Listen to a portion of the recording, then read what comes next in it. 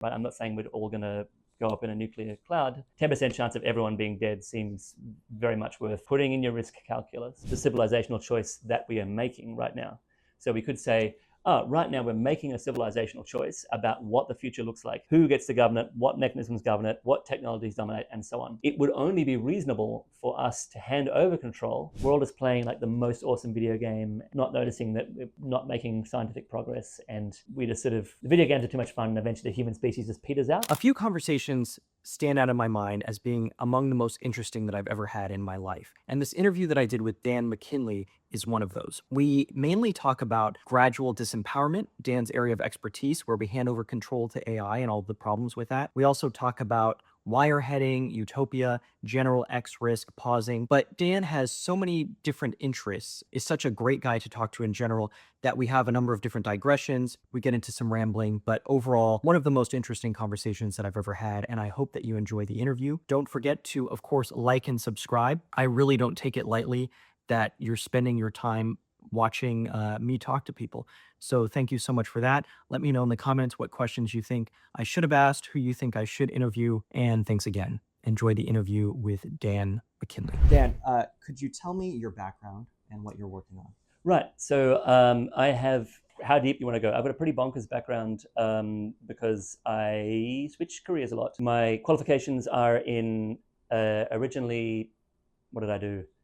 I did one of the most overblown degrees in my institution, where I started in politics and physics and then graduated in applied mathematics and ecology.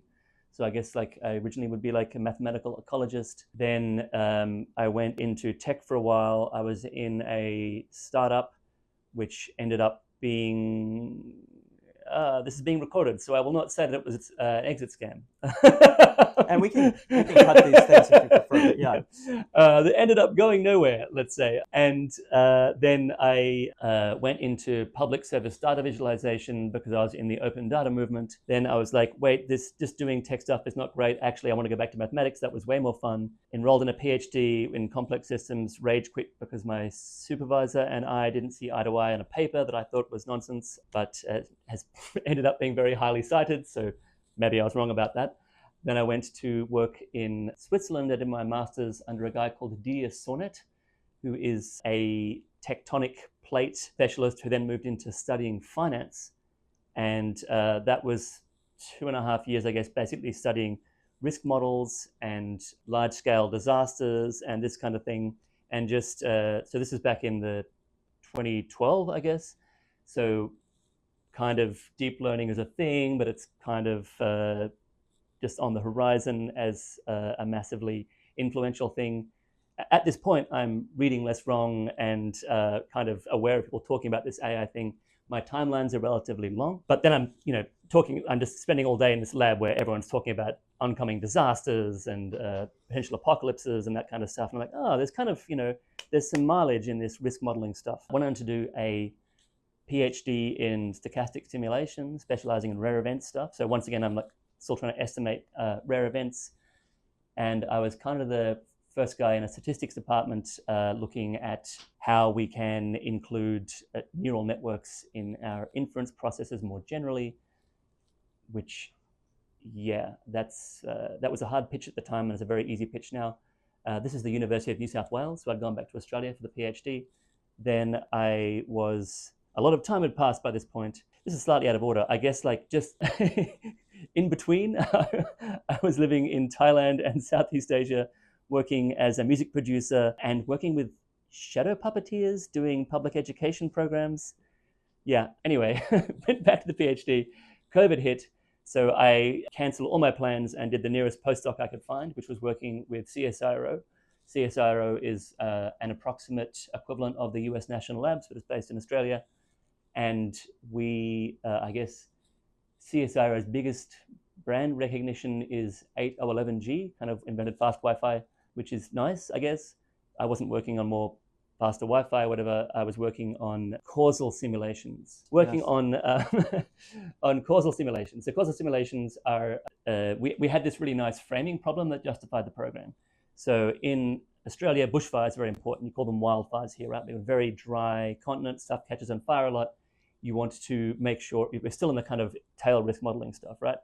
You want to make sure that if there's a massive fire front coming at high speed towards a town, say, you know whether to evacuate or not.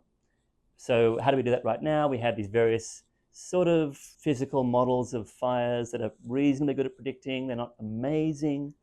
What we could do is we could use all our high resolution satellite imagery and helicopter observations and that kind of stuff, take lots of photographs of fires progressing, and then use those to train a neural network model to predict where the fires will go next. There is this problem when you try and do this, which is you can get a pretty good predictor of a fire by some metrics, but it tends to show that you should not evacuate towns typically. Like if you look at the fire, it shows these fire fronts racing towards the town, but then as you get close to the town, the fire front just kind of stops and wraps around the town, because the model's predicting that when a fire approaches a town, what will happen is that a whole bunch of firefighters appear and a bunch of planes will dump water on it. So the neural network model is predicting that every time we photograph a fire, it's because you want to stop it from reaching a town. So it is a causally confounded model, right? So what we're trying to do is work out if we can estimate the counterfactual. What happens if we don't send the firefighters in? So that was essentially the research program that I was working on for CSIRO, like kind of mixed causality and physics and deep neural networks to do this kind of disaster management stuff. While that's happening, I'm watching, my colleagues are working on large language models in the same lab, and I'm watching AI progress and going, this seems like it's really progressing very fast right now. Yeah, so I had a paper in NeurIPS 2022. Is that the date when ChatGPT dropped? I think that's the one, right? Yeah. Mm-hmm. So that December, and we're all in New Orleans kind of feeling vaguely overshadowed by the fact there's something more substantial just happening around the corner. Yeah. And I'm suddenly re-upweighting all this rationalist community stuff about, well, if we get agentic AI, that might be a problem for us. There are various downsides we're managing quite badly. So yeah, I, at that point, commenced a career pivot into doing sort of more AI safety kind of stuff, which is where I got to my current role, where I am working with a group called the Aligning Complex Systems Group. So this is founded by, I guess, Jan Kulveit, and run with some other people. It's based in Prague. And our remit is to look at a particular type, or several types of AI risk. The one that my team is working on is the Gradual Disempowerment risk model. So this is more about, yeah, so if you're in the AI safety community, you might be saying stuff like, you know, would an unaligned model be arbitrarily bad? Might it kill everyone? That would be very bad, right? We want to prevent that. That seems like a thing we could think about. We can also ask the question, what if we got an aligned model and life still sucked because we had no ability to affect our own future, or we were deluded into thinking we had an ability to affect our own future and didn't actually have that. This is the gradual disempowerment kind of agenda. Yeah, that brings us to the current day. Maybe if I keep talking, we'll roll forward into the future and I find out what happens next. Yeah, it would be great. This is one of these conversations. It's like if you go on a date and then, or you're just meeting people, and sometimes it feels like, oh my God, I'm struggling to carry this conversation. But sometimes it's the opposite effect, where there's so many different branching paths that you're excited to go down, and then you have to triage and pick one. Oh yeah. I feel like I should like do more stops in the middle, so you can be like, no, wait. Well, yeah. What's up? Could we take a step back for people who are like in Nebraska or Nepal? Could you describe what the AI scene is? Like, who are the players and what's going on? You mean the AI scene generally, or the AI safety scene? Like both. Like both. Okay. The AI scene, and then how the safety scene ties in or doesn't. Yeah. Okay. I describe the AI scene as, wow, what a whole can of worms that is. I think that I think that if you're in Nepal or Nebraska, you probably still have like some sense of what's happening right now. Yeah. How to taxonomize this? I mean, there's the obvious thing that we have. I guess we should think about this in terms of the most prominent parts, which are, we have some race dynamics. We have some very prominent players who are working very rapidly to use compute to do stuff that we previously thought we needed human cognition to do. So that's what I think about AI, the AI to research agenda doing generally. And I would think about that as being structured primarily around the US labs who are doing, so we have players like Anthropic and OpenAI and Google, and then sort of a longer tail of, you know, nearly frontier labs, let's say. There are some other players globally, but the most important ones are the players in China, I would say. So we also have like a Moonshot and our DeepSeeks, Alibaba, and so on.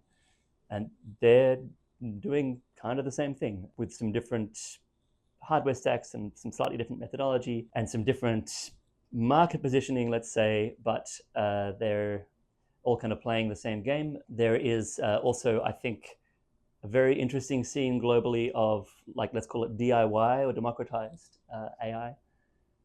That's, yeah, I think that's also quite interesting. We can unpack that if we want.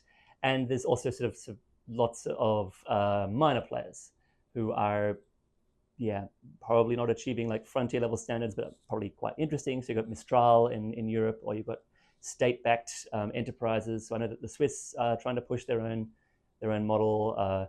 There's a couple of players in Australia also. These are the entities. We could unpack like what I think that the AI end is, or the economics of that. Like, yeah.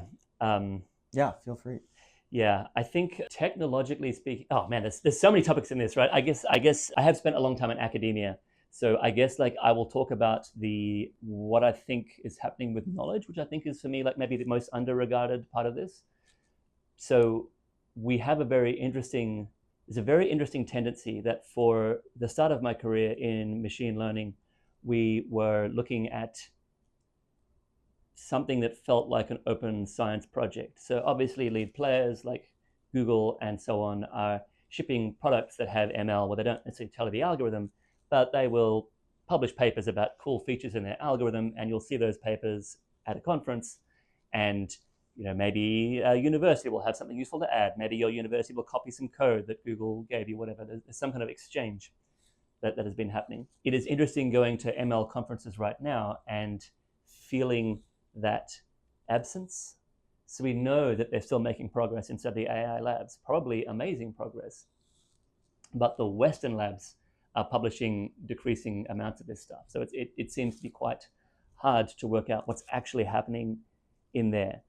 And this is weird for a bunch of reasons. Like it feels like there's a lot of stuff going on there. Maybe the knowledge that they're researching is inherently dangerous, and so it shouldn't be released.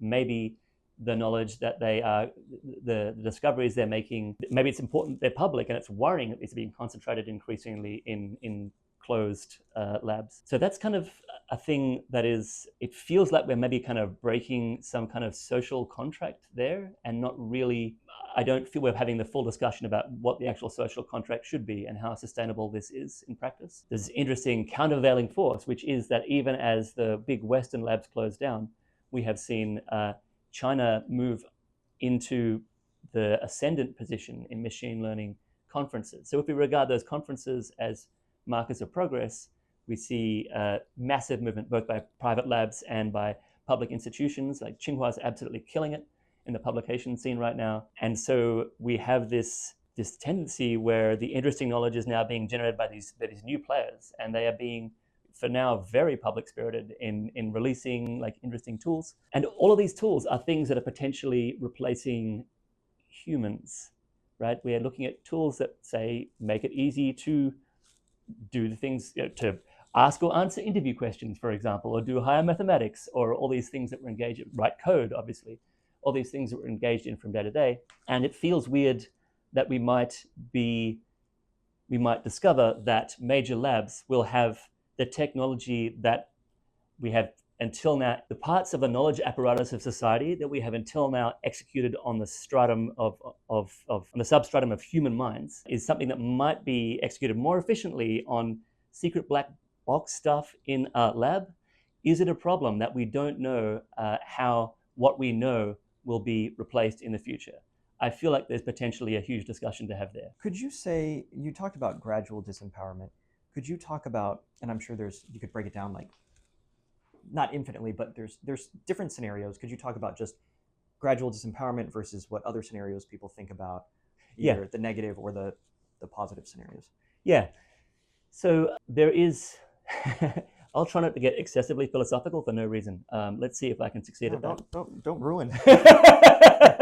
Well, I mean, okay, so there is a, okay, now you've cursed us. I'm going to go straight into philosophy. It is hard to know it is hard for me to know what I want. Yeah, I would like to be fit and well and and successful and have high status, maybe lots of money. That seems nice. To achieve fitness, I have to do things that I don't want to do. Actually, I kind of like exercise. This is a bad example, but to achieve great wealth, I have to do stuff that I maybe don't want to do, like boring work or relentlessly grind at my new startup or whatever. And that is a trade-off that I might make because my future self will be happy to have made that relentless grind sacrifice in the future. So I might say that I want to be, that I do want that kind of success. But how do I trade off that minute to minute what I say I want ultimately and the necessity to choose this morning every day to actually do that grind, for example? It is very hard to work out which of those, the short-term self or the long-term self should be dominant. And it's sort of more complicated than that, right? So I could want to have a huge amount of wealth with an amazing startup, or I could, for example, want to get a lot of the same joy by not actually shipping a real product. I could work in a scammy startup that would get me lots of prestige for a while, and maybe it keeps on working until I die. Maybe I just want the perception of success rather than the actuality of success. These are all different desires that I might have. Okay, so if it is, I am existing in a world where I have this constant trade-off of short-term and long-term desires and true things versus the semblance of true things, I as a human find that very hard to navigate. If I delegate that to machines, it is very hard to see what machines will successfully do. Well, it's very easy to imagine that the machines might try and solve my problems in ways that would not satisfy all these different versions of myself. So, for example, how cosmically should we roll this out? We could imagine that let's say that things go very well and we build an arbitrarily good utopia. Is the arbitrarily good utopia that we're just all on heroin the entire time? There's various reasons that we think that just being full of opiates all day long is probably not a great outcome. Most of us probably wouldn't choose that. I can think of exceptions, but it's generally not a popular option. Is the successful world that we have one where we all just get given millions of dollars at birth and never have to struggle? Like, maybe that's good. I know people who quite like that one. That seems like one that not everyone likes. I personally don't think I'd be great at that. I do actually only feel good if I have done some kind of struggle and I have a sense of agency and a sense of achieving stuff. But maybe that kind of desire is something that's not compatible with a good utopia. Maybe a world in which idiots like me are pushing our opinions onto the way we run the world is one where there is unnecessary conflict and friction, and the busybodies are stopping the high efficiency machine run perfect economy from doing its best thing. Maybe you should just let fools like that, busybodies, have the delusion of influencing a machine of which they have basically no control. I feel like I just negged myself pretty hard then, but yeah, there's something in here. It is hard to imagine this kind of trade-off, but in some sense, we can imagine that a benevolent machine might be one that doesn't let us ruin things for ourselves. Should we choose a benevolent machine that doesn't let us ruin things for ourselves and instead give us a better society? Should we let it delude us into thinking we have agency over that society? Can we explain to a machine the difference between these scenarios? That seems to be quite difficult potentially. I'm going way out into the metaphorical field. I will maybe take one small metaphorical detour and then bring it back to more concrete scenarios, if that's with your consent. Yeah, I think discussions about wireheading are important. So yeah. Yeah. So like I had exactly. There's this. There was like a transformative paper for me that really made me. I think maybe in some ways it was the start of me realizing I wanted to shift my career, which was one of my colleagues, Amir Desfouli, wrote this paper called Adversarial Vulnerabilities of Human Decision-Making. This paper is amazing. It is about, it's not pre-LLM per se, but it's pre like the modern uptick in LLMs. It's kind of comes from this reinforcement learning setting. And I guess the simplest version of it is, can I optimally engineer addiction to poker machines? Like, how do I optimally addict people to gambling? So we have strong, it is a slightly generalized version of that question. And the thing about that paper that I found game-changing for me is that the question is, can we simulate how human beings learn well enough to hack it, right? And The answer is yes, so easily, because what we're doing, we have all these powers for higher cognition, and we can, write books and think philosophically and so on. But for most of the decisions we face in our day-to-day, we don't do that. We apply a very minimal model, like whether nachos nice at that restaurant. Will I go there again? Yeah. If something's good, I do more of it. Something's bad, I do less of it. I have a relatively simple algorithm, and it is hackable. So you can distribute the rewards through time such that even though I've got this big brain that I imagine I'm doing all this profound thought with, my operant conditioning still works on me. So yeah, it seems that it's relatively easy to program us to do things without us being aware that we're programmed to do things. You can read the paper and see all these sweet examples. But yeah, well, was that a thing? Oh yeah, so it seems generally that it is quite easy to persuade us to want things that harm us. I shouldn't even necessarily regard my own desires for things as a good indicator of things I should desire. They could be things that someone else has organized that I should desire. Right, that was that was the metaphor. But tying that back, this problem still arises at a civilizational scale. So the gradual disempowerment question is about how might we find that we are achieving the things that, what should we even want as a society? How engineered is the things that we claim we want as a society? Are we getting the things that we want as a society as we increasingly automate? There's many ways that we can imagine that AI makes it hard to guarantee that we're getting the things that we want, the things that we should want, and so on. So if we work in a large government, say, and we have the AI agents increasingly being delegated to make decisions, and they're making more decisions more efficiently than human beings ever can, then how do we have oversight that decisions we're making are good? And when should we trust them when they say their decisions are good? If it's very easy to falsify really great indicators of goodness that I will find convincing, should I nonetheless trust the model? Do I think it's going to deliver indicators of goodness rather than some great faking of goodness? This is unclear to me. But I generally think that it is likely that we will have huge problems there. And the reason I think that this is likely is that we already exist amongst vast, poorly aligned superintelligences in our day-to-day. So large governments and large corporations, large bureaucracies generally, are institutions that are in some sense already superhuman. So they don't look like a comic book villain type superintelligence. The intelligence is distributed between many actual human minds at many literal human desks. But nonetheless, we know that these institutions are frequently deceptive and frequently produce very perverse outcomes.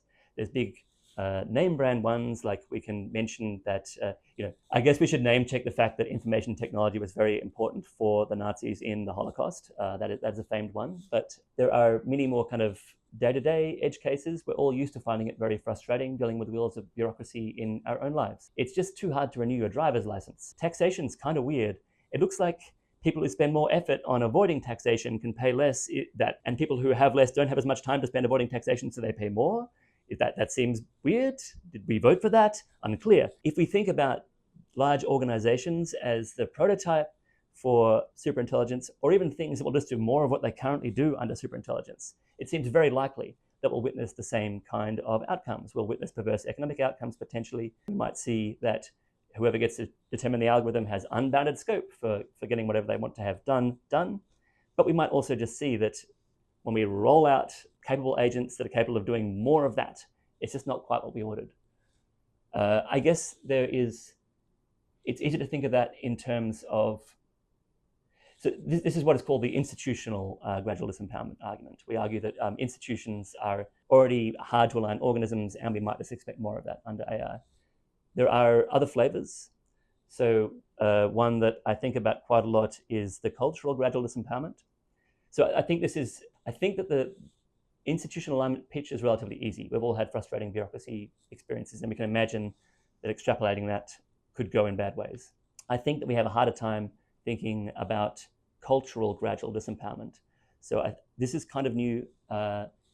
Is based on the intuition that agentic AI is a cultural technology, in the sense that, in a trivial sense. It's cultural because it was just trained on the whole internet. So we uploaded all of human culture there. We put it in that model and we said, okay, can you use this to do stuff for us? So in that sense, it's trivially cultural, but then how we use them is also quite cultural.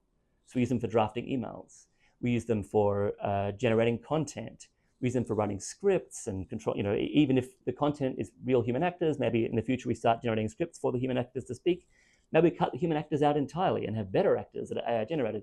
There's a whole bunch of stuff, cultural production, that the machines do that they can maybe do at a vaster scale and better than us. This might be a problem. So we can think about this at the scale of the internet. Let's think about the scale of political discourse generally, right? If I talk about my political opinions are informed by what's in the zeitgeist, what my friends say, if what my friends say is increasingly informed by AI content, even if I think I've got the best hygiene about my, epistemic hygiene in the world, nonetheless, my peers might not have. Like at some point, I can't just learn everything. I have to write out my peers. If we're in a landscape of various actors using AI to try and bring about the cultural beliefs, the cultural norms that they want, is that going to work great for most of us? This seems very unclear. Even as a perverse outcome, if I am just getting more of what I want from my AI enculturation, is this bad for society? So the sort of local example of this would be AI companionship, intimate relations. If my AI intimate partner is just better than a human ever could be, who's never angry at me, is always empathetic, always gets what I'm coming from, never forgets a significant anniversary, all that kind of stuff, is ready to hear my deepest, darkest secrets and bear witness and then suggest productive solutions and so on. No human being can do that all the time, right? We might ultimately prefer that kind of companionship to human companionship. We don't know what that does for society. At a mass scale, whether I make that choice or not, I have no strong opinions, I think, about it. It seems like something I don't want to find myself doing, but like, is it a bad thing if someone has companionship that they didn't have before? Counterfactually better to have some companionship if you've been deprived of that. At a large scale, if we're increasingly decoupled from each other, how does that work for us? We've historically been a communal organism, human beings. Like we function because we can form great societies that achieve great things together. If we're not coupled to each other directly any longer, is that bad? Like I suspect it is, but like honestly, we've just run off distribution there. We're totally new territory. Yeah, that would be like a pitch for the cultural misalignment. I can also do economic gradual disempowerment if you would like that. Yeah, let me just. Yeah. I think personally, one of my problems with not being excited about the future is I think we're fucked. I think that's most likely. And Yep. Later, I want to ask you like which scenarios you think are most likely. But even the so-called good scenarios, I think I'm not excited about. I feel depressed about, and some of it is I think sounds like we have similar vibes about wireheading. Like in some ways, I think wireheading could be good, depending on the details of the wireheading. Yeah. Like meaning and fulfillment or choice and freedom. With the AI companionship thing, I think that there's no way humans will be able to compete. And a part of me feels like, especially for a large part of the population now, it would be great compared to the counterfactual of them being alone and whatever. But I feel sad thinking about like my loved ones and all of us will just be in our little bubble because it's such a super stimuli that we won't even, it feels like we won't have a choice. Like it'll be so good compared to what a human can offer. Yes. That will just be in our little bubble and we'll all be happy. And I guess that the philosopher in me thinks that may be good, but then it just feels sad that we're losing our connections. Yes. So. Yeah. That is a interesting summary of it. Yeah, I'm quite interested by what you mean by. So, what is good? Yeah. Right? Like, yeah. Is happiness good? Because it seems like the scenario you've described is high in happiness. If we're utilitarian, we might buy that that's like a really great outcome. I think I'll make the claim that it's probably bad if we do that at a mass scale. Like maybe individually that choice is always good, but the global optimum it points to is bad. And the reason is that, well, I guess one is that I tend to buy utilitarianism more at the margin rather than as a global outcome. That's one potential point of difference. But the other might be that by any outcome, that one is potentially quite dangerous by not being stable. So if we have a world where there are 1 billion humans kept in perfect bubbles of flourishing and mutual development and so on. That seems good for everyone who's individually in it, but also, why should you keep us around doing that? Is a question. What is our leverage from an outside system? That will at some point say, like, why do we have these 10 billion, socially wireheading wastes of space on this planet? Couldn't we just recycle them for something else? Like, it seems like we've lost. There's some kind of sense in which we might be worried that equilibrium is brittle even if we achieve it. Yeah, so I guess that would probably be the utilitarian argument. Like, if we attain this like happy state, but we have no feedback loops to maintain this happy state, maybe this is also bad. Yeah. You mean that perfect timing though? Love that. Yeah, he was keeping it in. Yeah. I felt the keeping it in pressure. That's dedication. I guess I agree, but I see most scenarios of like the AI systems not needing humans. So I don't really see the wireheading or not wireheading. I just see it all as like. Oh yeah. No, that's very legit. Yeah. Like it is. So in a way, I agree, but it's like I just don't think that scenario is particularly special. Agreed. But yeah, there's so many things we could talk about. One just quick aside is I wrote like this thing for more of a lay audience about my model of like, I had these 3 buckets, and bucket 1 is like enjoyment, and I don't really get into like, it's more for lay people. I don't really get into the details, but whatever your values are and whatever you enjoy in the moment. And bucket 2 is the things to make it so that you're increasing bucket 1. So like this grinding and working your job, going to school, doing things that you don't enjoy in the moment, but you're working towards. And bucket 3 is reducing risk of losing bucket 1. So prepping and getting fit, being in health, like, and some of these things can be combined, right? So if you like exercising, maybe that's bucket 1. Maybe it helps you think better for work, bucket 2. Bucket 3, reducing risk of injury or whatever. So sometimes it's like a simple model that I think. Yeah. So what was the first bucket was actual enjoyment. Second bucket is increasing the capacity of bucket 1. Third bucket is risk management. Yes, reducing risk for losing bucket 1. Got it. Yeah. Which probably ends up being reducing risk for losing bucket 2 in practice. Yes. Right. Yeah. Yes. Okay. Got it. Okay. Yeah. So and I break this down about how to apply it to decisions. But I wrote it quite a few years ago now, and now I think like I talk about time and like explore versus exploit, and how to make decisions based on time. And now that I feel like my timelines are short, I'm like, well, I wouldn't be doing a PhD now. Yes. So, anyways, that was just something I'm thinking about. But could you talk about the economic? Yeah. Well, we've already kind of unpacked it. But okay, so the economic one is kind of the leverage argument, basically. I mean, we can do the what's it called? The Anarchy as Architect version. That one's quite fun. Have you run into this? No. Okay, so the Anarchy as Architect version, I don't 100% buy it, but I think it's a good starting point to reason through ways that the world. It's not. This one is not the full Gradual Disempowerment version, but yeah, it is. It's somewhere in the same family. So the premise of Anarchy as Architect, MacKinlay et al., is that we can imagine this planet is populated with many states who are competing for resources. And even though there's no umpire that makes sure the states all play nice, there's some kind of balance of powers achieved nonetheless, such that they have not been invading each other very much. Bit of an uptick recently, obviously, but generally there's been a long period of stability globally.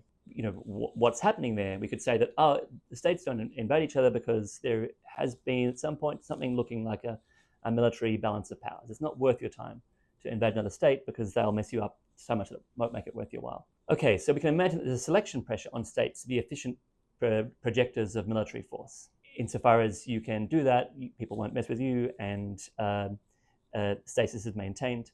States that can't do that tend to get absorbed, or, well, there's a lot of states that aren't great projectors of military force, but idealized model.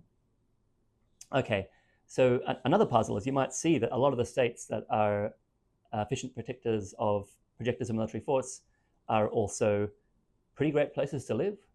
So the USA is like, it's not utopia, but it's got some pretty good stuff going on, right? And it spends the most on military armaments anywhere in the world, and it can definitely blow stuff up pretty much anywhere on the planet. That seems like a good marker of military efficacy. And there's a lot of states that have that. We could also, if we don't want to pick the US, we could also say, look, Switzerland. That's a country with an amazing lifestyle, and also if you mess with them, they will. They don't invade anyone else with their army, but it's there and it is ready to mess with you if you mess with them. States behave this way. They're protective of their borders. Okay, and some of them provide a really good lifestyle for people who live inside them. Why is that? It is because it has turned out through some luck or quirk of history or some universal principle, one of the most efficient ways of projecting military force well is to have a really big economy.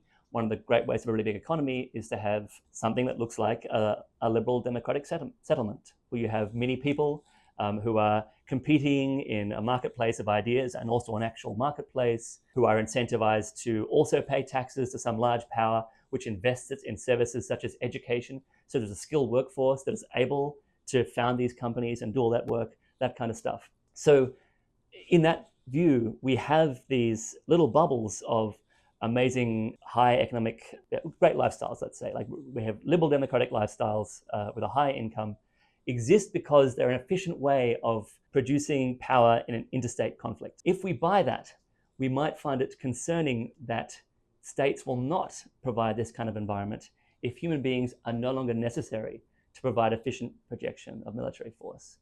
So if we don't need soldiers and we can place them with drones, that's one thing. But if we don't need the whole apparatus of research and science and human beings getting their complicated opinions about complicated physical phenomena, because all that is by machine, then not only are we no longer providing use, we're actively draining the efficiency of the state in ensuring its own survival. So the most grim version of this is states just get rid of the humans in order to be more competitive against other states. A fully automated state is also one where the human beings are strictly surplus to requirements. So yeah, that's Anarchy's Architect. And you've probably seen like similar versions of this. Yes. I just like how compact that one is in getting you to the conclusion. Could you say, just as an aside, what you don't fully buy? Yeah, so I think there's more going on than just military force, or there could be worlds in which military force is the only game in town, but I think that is not strictly true. Yeah. So the institutions that we create, that I've already claimed that institutions can be unaligned, and I think the governments we create are to some degree unaligned, but they're not wholly unaligned. There's still people in it who make judgments, have conscience calls. We negotiate the settlement by putting in, at least in some of the states we're discussing here, democratic checks and balances to ensure that the state doesn't go too far. I think those are not worth deleting entirely. So for me, this argument is kind of like a limit case rather than a great model of the world. But, there's some sort of set of limiting cases we can imagine here where that's a very important corner that defines the possible worlds. But I think this is the basic argument about the incentives for the state to provide for the citizens. But I've heard Kruger and others talk about why that there might not be an incentive to give UBI or UBI type things or to provide for the citizens, because normally you need a workforce and you need people to not revolt because they'll kill you. Yes. But if they're just completely disempowered because you have robots and drones and you don't need them anymore, then why give them UBI outside of maybe there's some nice people or nice agents who are like, well, we should still care for them. Yeah. But removing the choice or the incentive doesn't seem great. Yeah, I mean, the way, if we want to get out of that bind, there are other ways we can do it, right? So we can say that obviously from the perspective of the competing states who don't need the humans and have been given the choice whether to keep the humans around, it would make no sense, selfishly, to keep the humans around. We can frame it in terms of the civilizational choice that we are making right now. So we could say, right now we're making a civilizational choice about what the future looks like, who gets to govern it, what mechanisms govern it, what technologies dominate, and so on. And it would only be reasonable for us to hand over control, if we were to make that choice explicitly, to a system in which stuff went okay for us. We could say, well, this future full of robots and so on, it sounds like it might have some upsides if it exists, but I would only consent to bring it about if I got UBI, for example. At this point, we have bargaining power. Whether we think it's credible bargaining power is another thing. Like maybe it's hard to, maybe we give the future of the robots and they say, we said we'd give you UBI, but actually, we're not going to. Psych. But yeah, let's imagine that we have good ways of incentivizing machines to observe, to keep that kind of contract. Then the contract we negotiate is not one where we have no niche. So that is one way of reframing it to think about. Still in game theoretic terms, still making selfish rational choices. We might only choose the future in which we have like a nice UBI or managed decline or heroin utopia or any of these choices. Yeah. What do you think of X-risk and X-risk arguments? Yeah, so I assign a non-zero probability to X risk. I think that there is a non-zero likelihood that will be wiped out by unforeseen consequences of machines. I've had a lot of arguments recently. So I move in both sort of Bay Area AI safety circles, but also traditional, let's say traditional politics circles, like the local community neighborhood is very much not the Bay Area. The local meetups I have in my house are not necessarily AI pilled. And this is a point of contention, right? So if you say, oh, look, I've been reading this less wrong blog post, this X-risk thing looks bad, we should worry about it, something, agent foundations, decision theory, whatever. It's not very compelling. But I think that actually my observation is that a lot of people have a non-zero probability of AI-based X-risk, and they differ in relatively minor details. So I've successfully had an argument resolved by working out that at least in one discussion we had me saying, oh look, I think there's a non-zero probability that we could just we have no more humans at some point in the future, and there's just the machines. And the person I was arguing with said, well look, no, that doesn't seem reasonable to me. These machines will never have agency. Why they want to do stuff? They're just stuff made by humans who we nearly need to run about, who we nearly really need to worry about.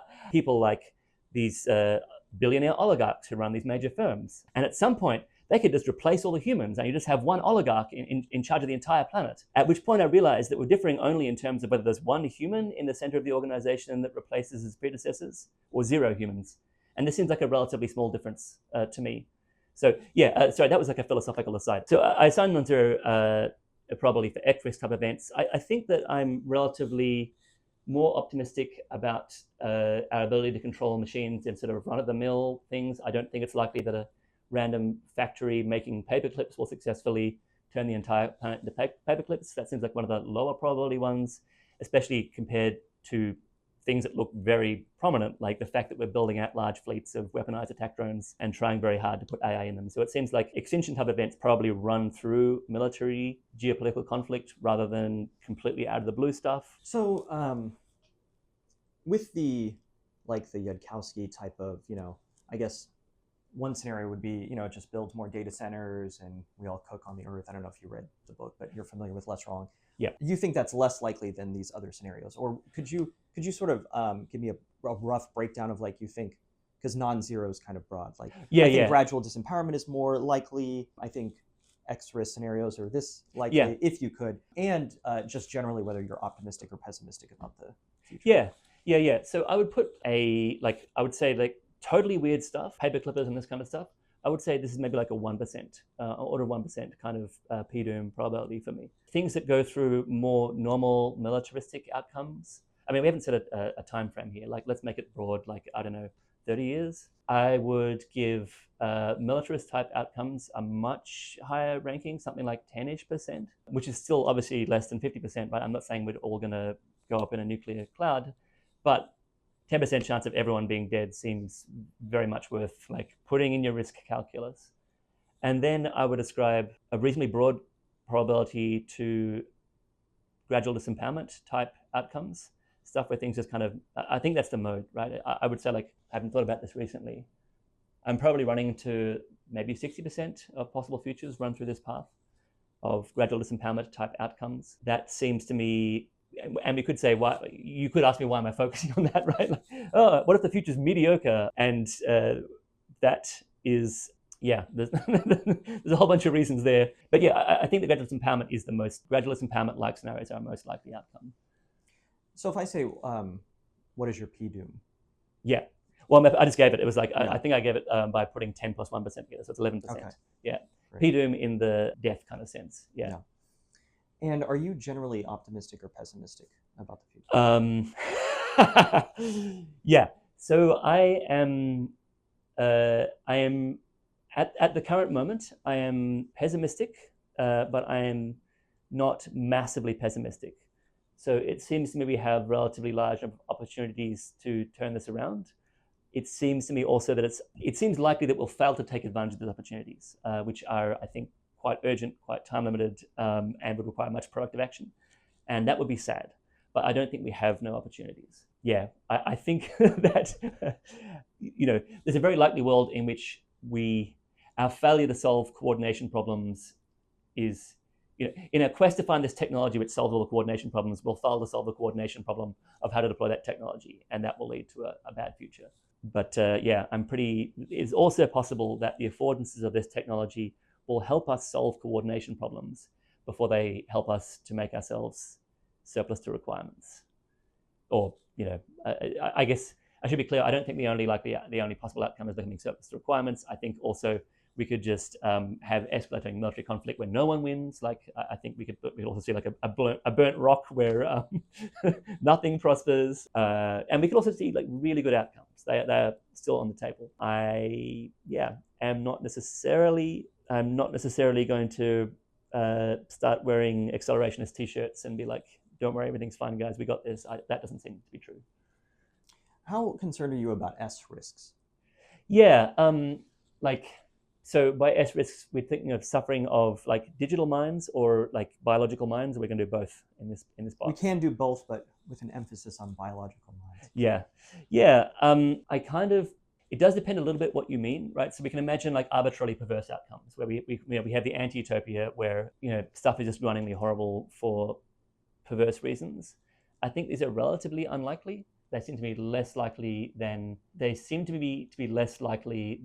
X risk type scenarios. I don't think they are completely off the table, but I think that as we relax from the arbitrarily bad ones to like just life kind of sucking, like I can see many sort of there's the gradual disempowerment where we don't even bother to pretend it's nice. This seems to me a credible scenario. The reason that I think that is likely is that we have lots of examples on the world right now of pretty perverse equilibria. You can live in a society there are authoritarian societies that happen to work quite well, and there's authoritarian societies where it looks like it is not great to exist in them. For example, many of my colleagues, some of whom I've already discussed, come from Iran. Iran doesn't sound like a fun time, right? If you're not in the Revolutionary Guard, then stuff is kind of annoying. And that's a boundedly bad state, still dependent upon humans to make it all go. I think that if we have machines making it go, it could just suck. I don't think about it. I haven't put a whole bunch of thought into it, basically because of my current job. I mean, like that stuff seems bad. I won't model it too intently because I've got my lane I'm going to stay in. I think that I haven't put too much effort in because it seems like the number of equilibria that would support suffering for its own sake are just relatively constrained. Like it's not, it implies something's gone. It puts us in the weird scenario about it, basically. Yeah. How about you? I'm just slightly curious about this because this is. Yeah.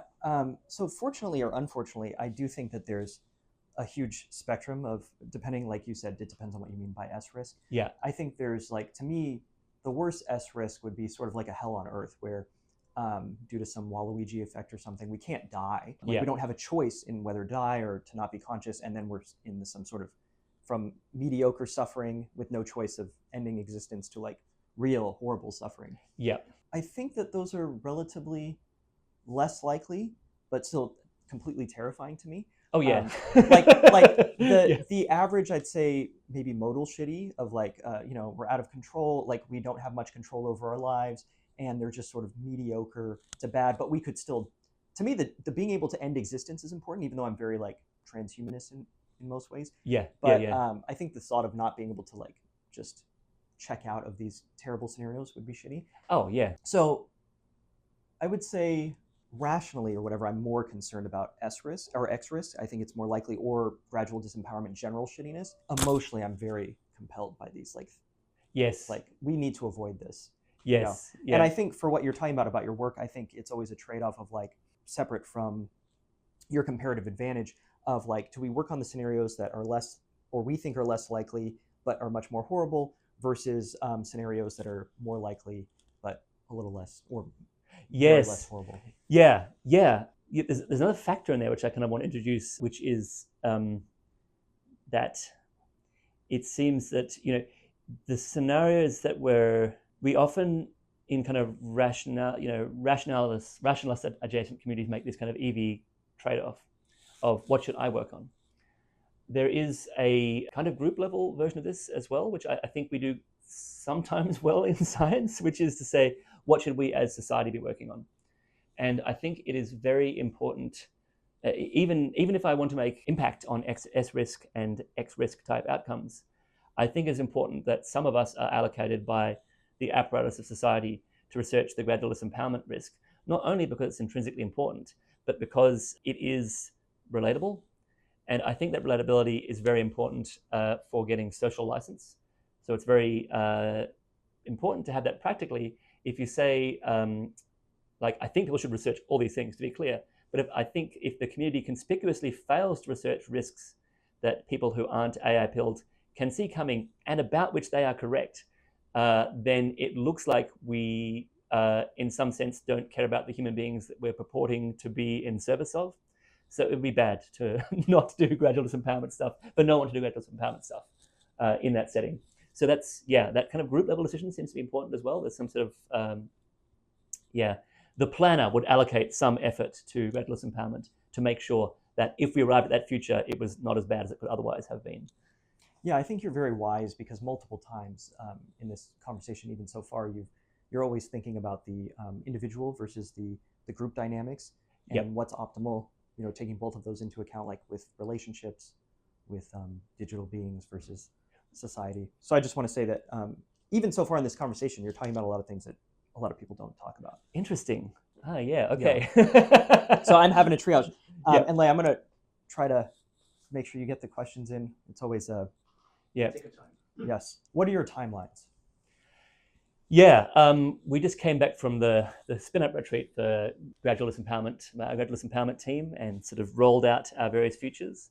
I guess one of my colleagues who works at Anthropic, I kind of anchored maybe unduly on him. He's like, don't worry, I think scientists will still have something to do for as many as 3, maybe 4 years. And so I kind of think of that as a good informed take on how long human cognitive labor might be relevant.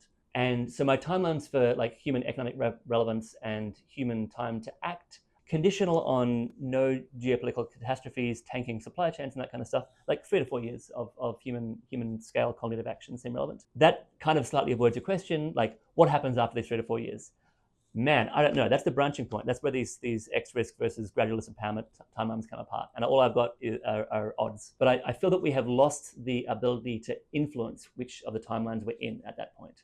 So that by 2030 for sure, we've either succeeded in solving this problem or we've failed, and good luck to us. Yeah, is that the kind of That's perfect. Yeah. So it sounds like you have slightly longer timelines than certain people, like than the 2027 scenarios, or you have people who are like, shit, 1 to 2 years. I mean, it's funny because really 3 to 4 years isn't that much different, but in this arena, it is different. Yeah. Like, I feel more optimistic. I'm like 3 to 4 years. That sounds pretty good. Right. I don't assign no weight to the 2027 timeline either. Like, I think that is possible. I think that we'll probably have technology to really obsolete human beings before 2030. I think that just because we're chaos monkeys, we won't stick the landing on deployment, and we'll be somewhat. It is likely that we'll be somewhat insulated by incompetence and bureaucracy.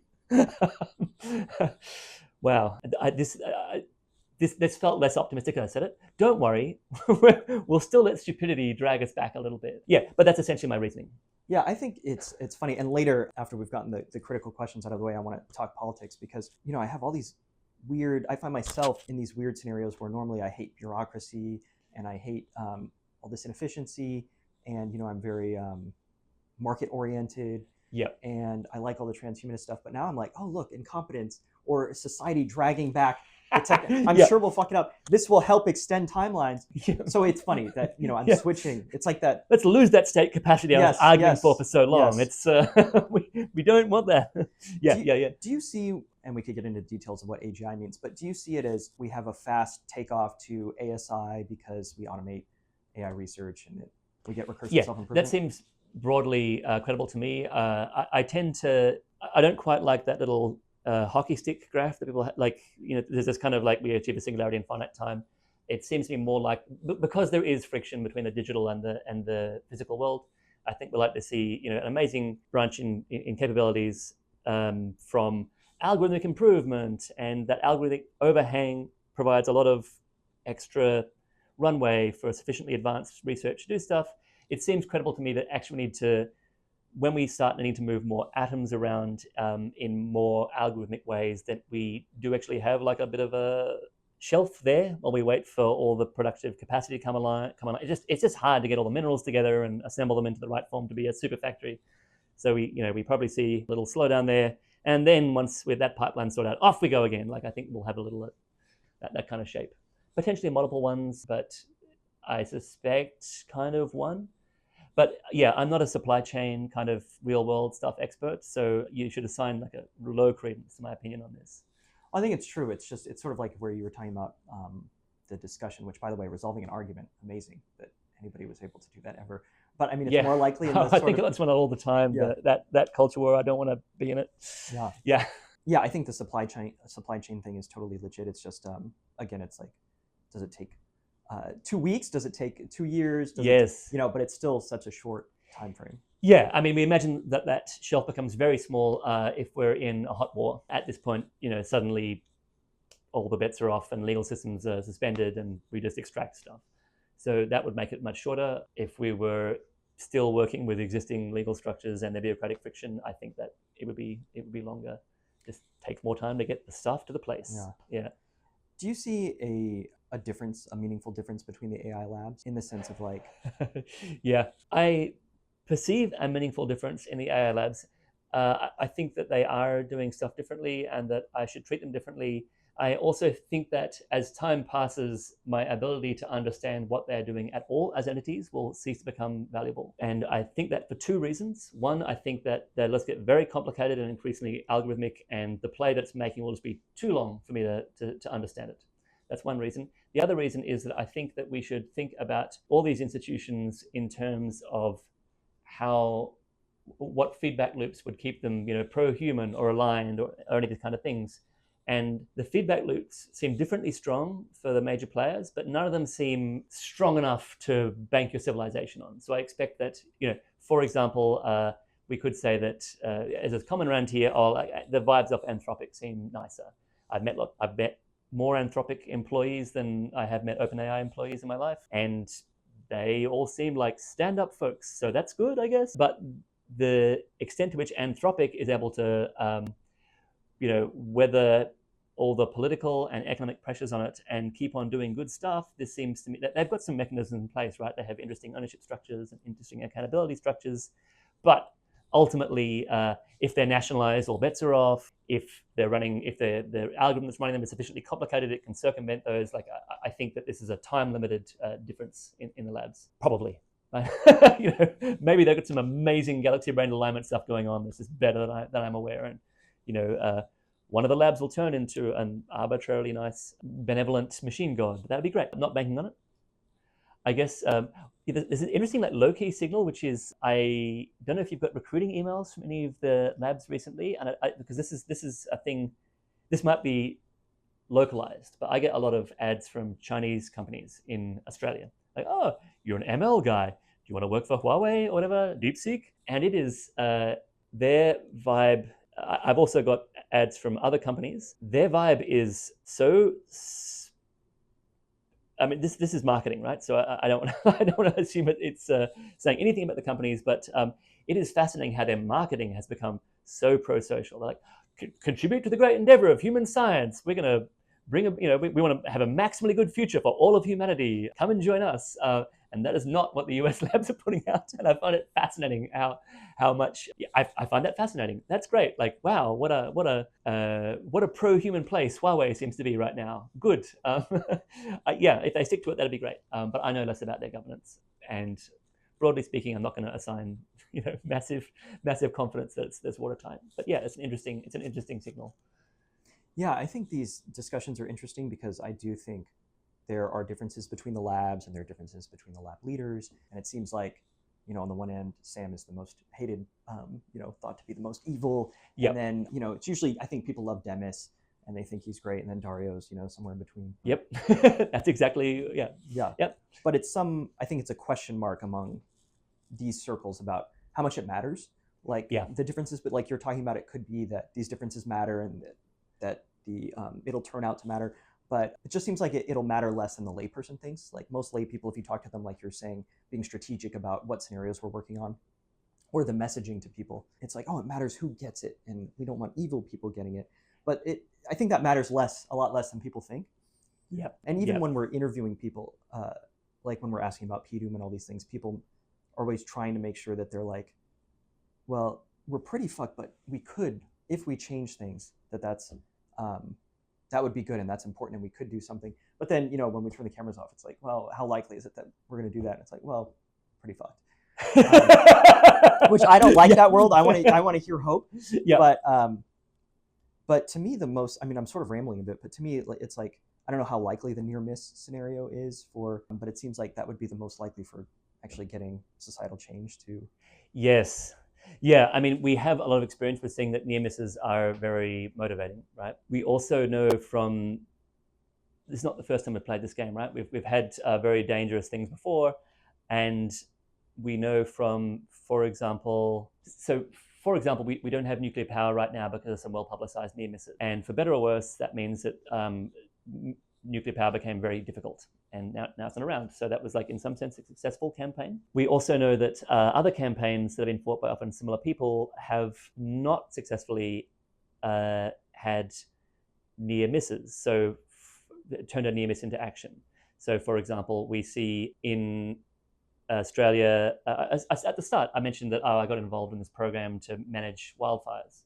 That program started after the worst year of wildfires on record in Australia, where the sky was orange over major cities, and I think, you know, we've had really bad fires in California too, right? We're getting a lot of those. Each of those, you know, we could say, this is an unobserved climate condition. It is killing lots of people and destroying billions of dollars of property. That means that we now have something we might describe as a climate near miss. Does that lead to action on climate? It certainly doesn't seem like it has produced a civilization scale effort to do something about CO2 emissions. So in that sense, there is, like, it seems like the size of near miss you might need might be really bad, right? Or it might be that we have lost the infrastructure to adequately capitalize on near misses. People who work in campaigning do think about this, right? Like, I need to be ready for the next crisis so I can be ready to, you know, release my message. I wonder, because I'm a little bit gradual disempowerment pilled, I can also see a scenario where we have an increasing series of more worrying, like, ever worse near misses, but we get acclimated to each of them in succession. We're like, oh, you know, sure, that one time the algorithm went real bad and, you know, it ruined a few hundred lives, but, you know, that was fine. Oh, it's a few thousand you know. Oh, some country far away, they probably weren't competent, blah, blah, blah. You know, we can imagine that the near misses become harder to become things we just never get around to acting on. And we can also imagine that while that's happening, we're increasingly algorithmically managed in our political life. And so that, you know, it becomes harder to capitalize on near misses if it goes against the interests of someone who's still making bank. Yeah, anyway, this is, I'm sure you've all gone through some of this as well, right? Again, like, I already thought it wasn't that likely or hopeful, but now I'm updating and I think I agree. So I think I'm even more, like, I agree that there's the boiling frog effect of, yes, you know, and then, yeah, so I think now I'm even less hopeful. Thank you, Dan. Yes. That's great. Yeah, and it seems like either not quite binary, but with this model that you would need a near miss that was so catastrophic, then it might be a total. There's not a miss. It's a hit. Yeah, we certainly wouldn't want to act. Yeah, it's not there's like some sweet spot, some shitty sweet spot. Yeah, exactly. Like, okay, 1 billion people died. It's not everybody, but now we can take action. Yeah, we'd definitely act for 1 billion people, right? Yeah. There's this really, you get some interesting kind of, we're getting very close to Marxism now, right? Like, we have this, will the dialectic bring about, like, the workers' utopia because the excesses of capitalism get sufficiently prominent that we finally, surely this bring time about... we're in the stage. Yeah. I mean, and there, that is, like, probably the thing to take from Marx, actually, if you take anything, is this notion of, like, these dialectical cycles. Like, maybe we could bring one about. We probably want to not bring about 1 billion deaths deliberately to do so, right? So the world we are kind of hoping for, an optimal sized disaster, is a very weird world to be hoping for, but it's got some potential. I mean, I think there are. I feel I should give you, like, more optimistic versions of the boiled frog thing. So we can imagine a world in which we act to bring about non-boiled frog-like dynamics. How we do this, my bet would be that that world, that timeline, is the one we get to by treating AI as a civic technology. So if we can, if it turns out that that AI, at least for some part of its trajectory, is governance dominant, right?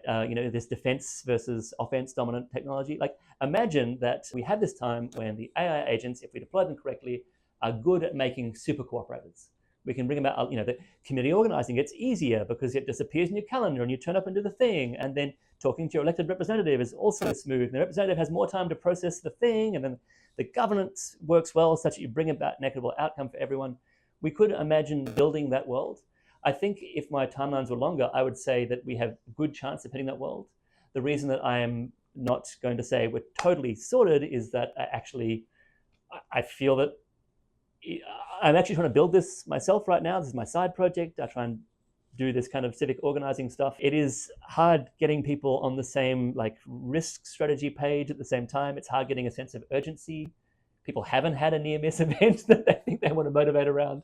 And yeah, it feels like we would need some favorable coincidences to even if this governance dominant hypothesis turned out to be true, we'd need additional coincidences to be able to successfully exploit it. Yeah, it's like, when talking about the difficulty of the problem, it's like, is it easier to solve alignment or easier to solve coordination problems? And God, yeah. Well, yeah. Or are they the same? Yes. Yeah. Lay and I actually, as an aside, took a for fun class with this guy on how SF politics worked. Oh. And he's like a former, software engineer and really like a nuts and bolts of actual action, yes. Agnostic about whatever, your politics are. But I feel like you would have enjoyed it. Yeah. And when you're back, I love politics. we should talk about it and connect you with some of these people, because a lot of these alumni are interesting. Yes. Some of them are sort of, I would say, the standard normie type political people, which are not my favorite, but some of them I think have similar ideas about these, how do we use technology or use these things to actually, yes. Yeah, you get these kind of, I think it's an old Dom Cummings bit about German Chancellor in the 1870s. Come on, everyone. We all know Prussian politics. Bismarck? Bismarck, thank you. Being good, we're on the page. Yes. Treating him as a rogue AI, right? Look at this incredibly rational political power. He has lots of good mind worms like this. But I think there's a really interesting sense in which when you see a very high-functioning political actor, when they do their Machiavellian reasoning, it is very recognizable from, even if they're not trained in it, they are really good game theory players.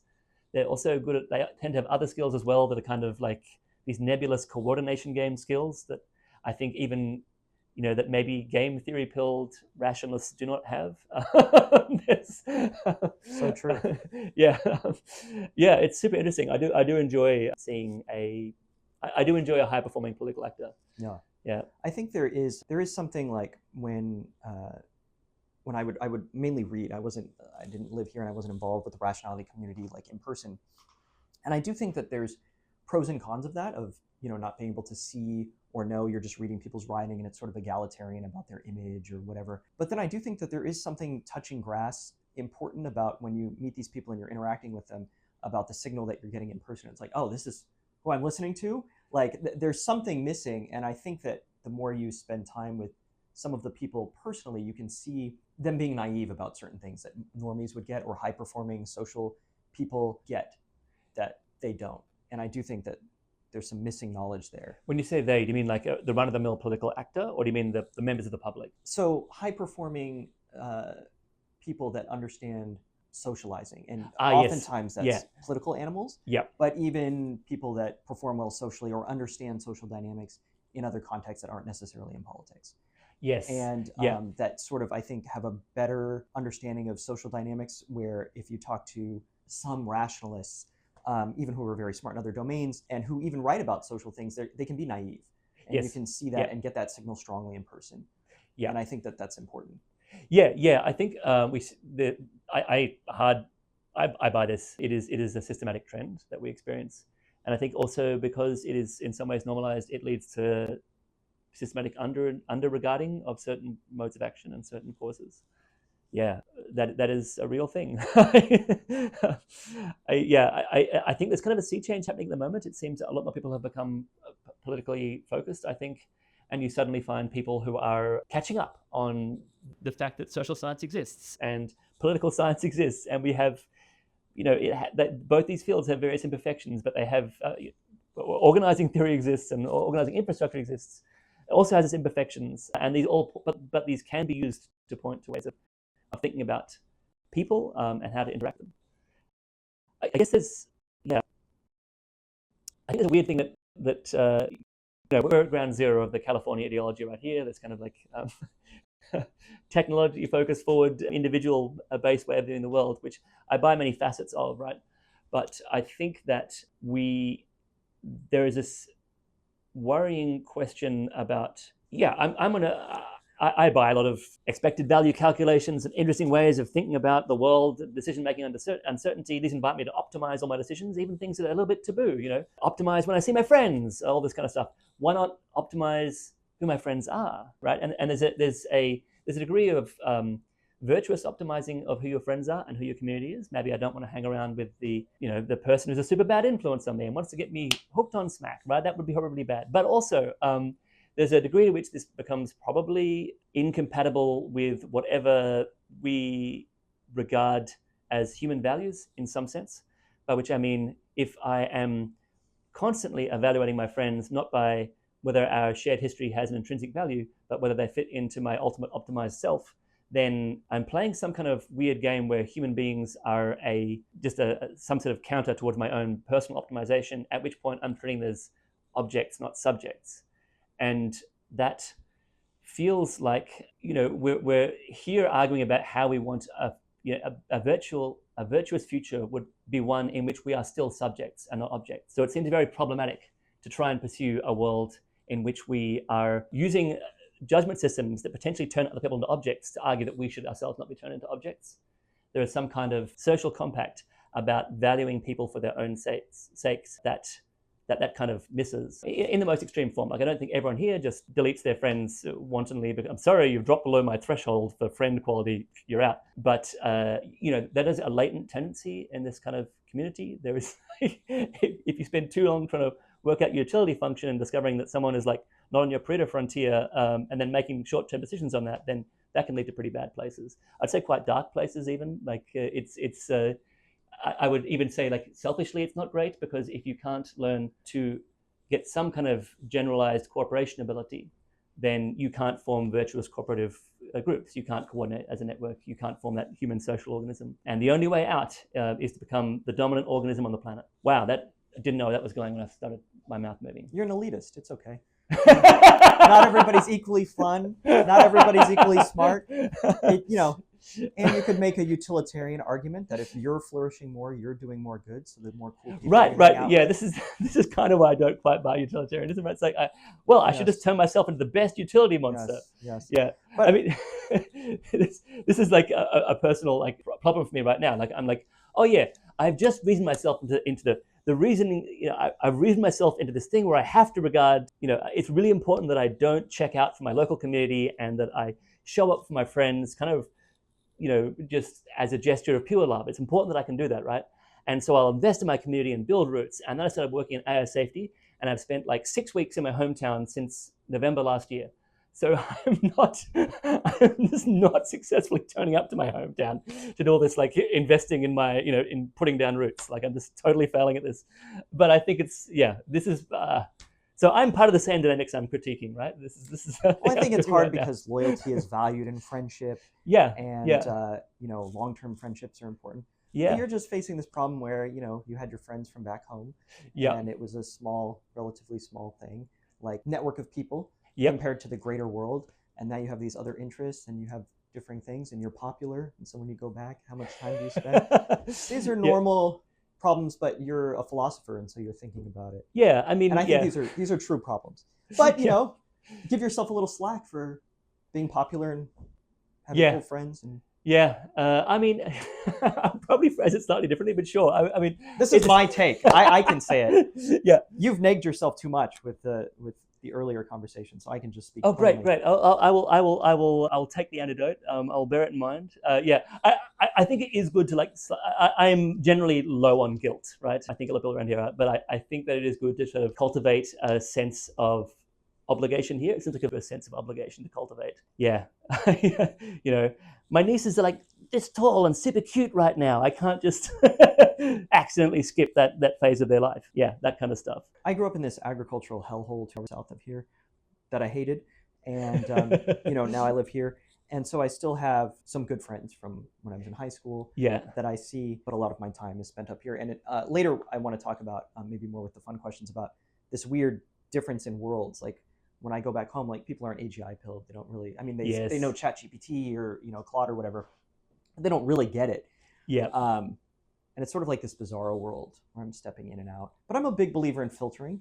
I meet a lot of people, then you filter them down, and Yeah. So Lay knows. Lay gets tired of some of these because I have events, so I'll invite a bunch of people that I meet and then see how it goes. Yes, I do love that social experiment. It is Yes. fun. Yeah.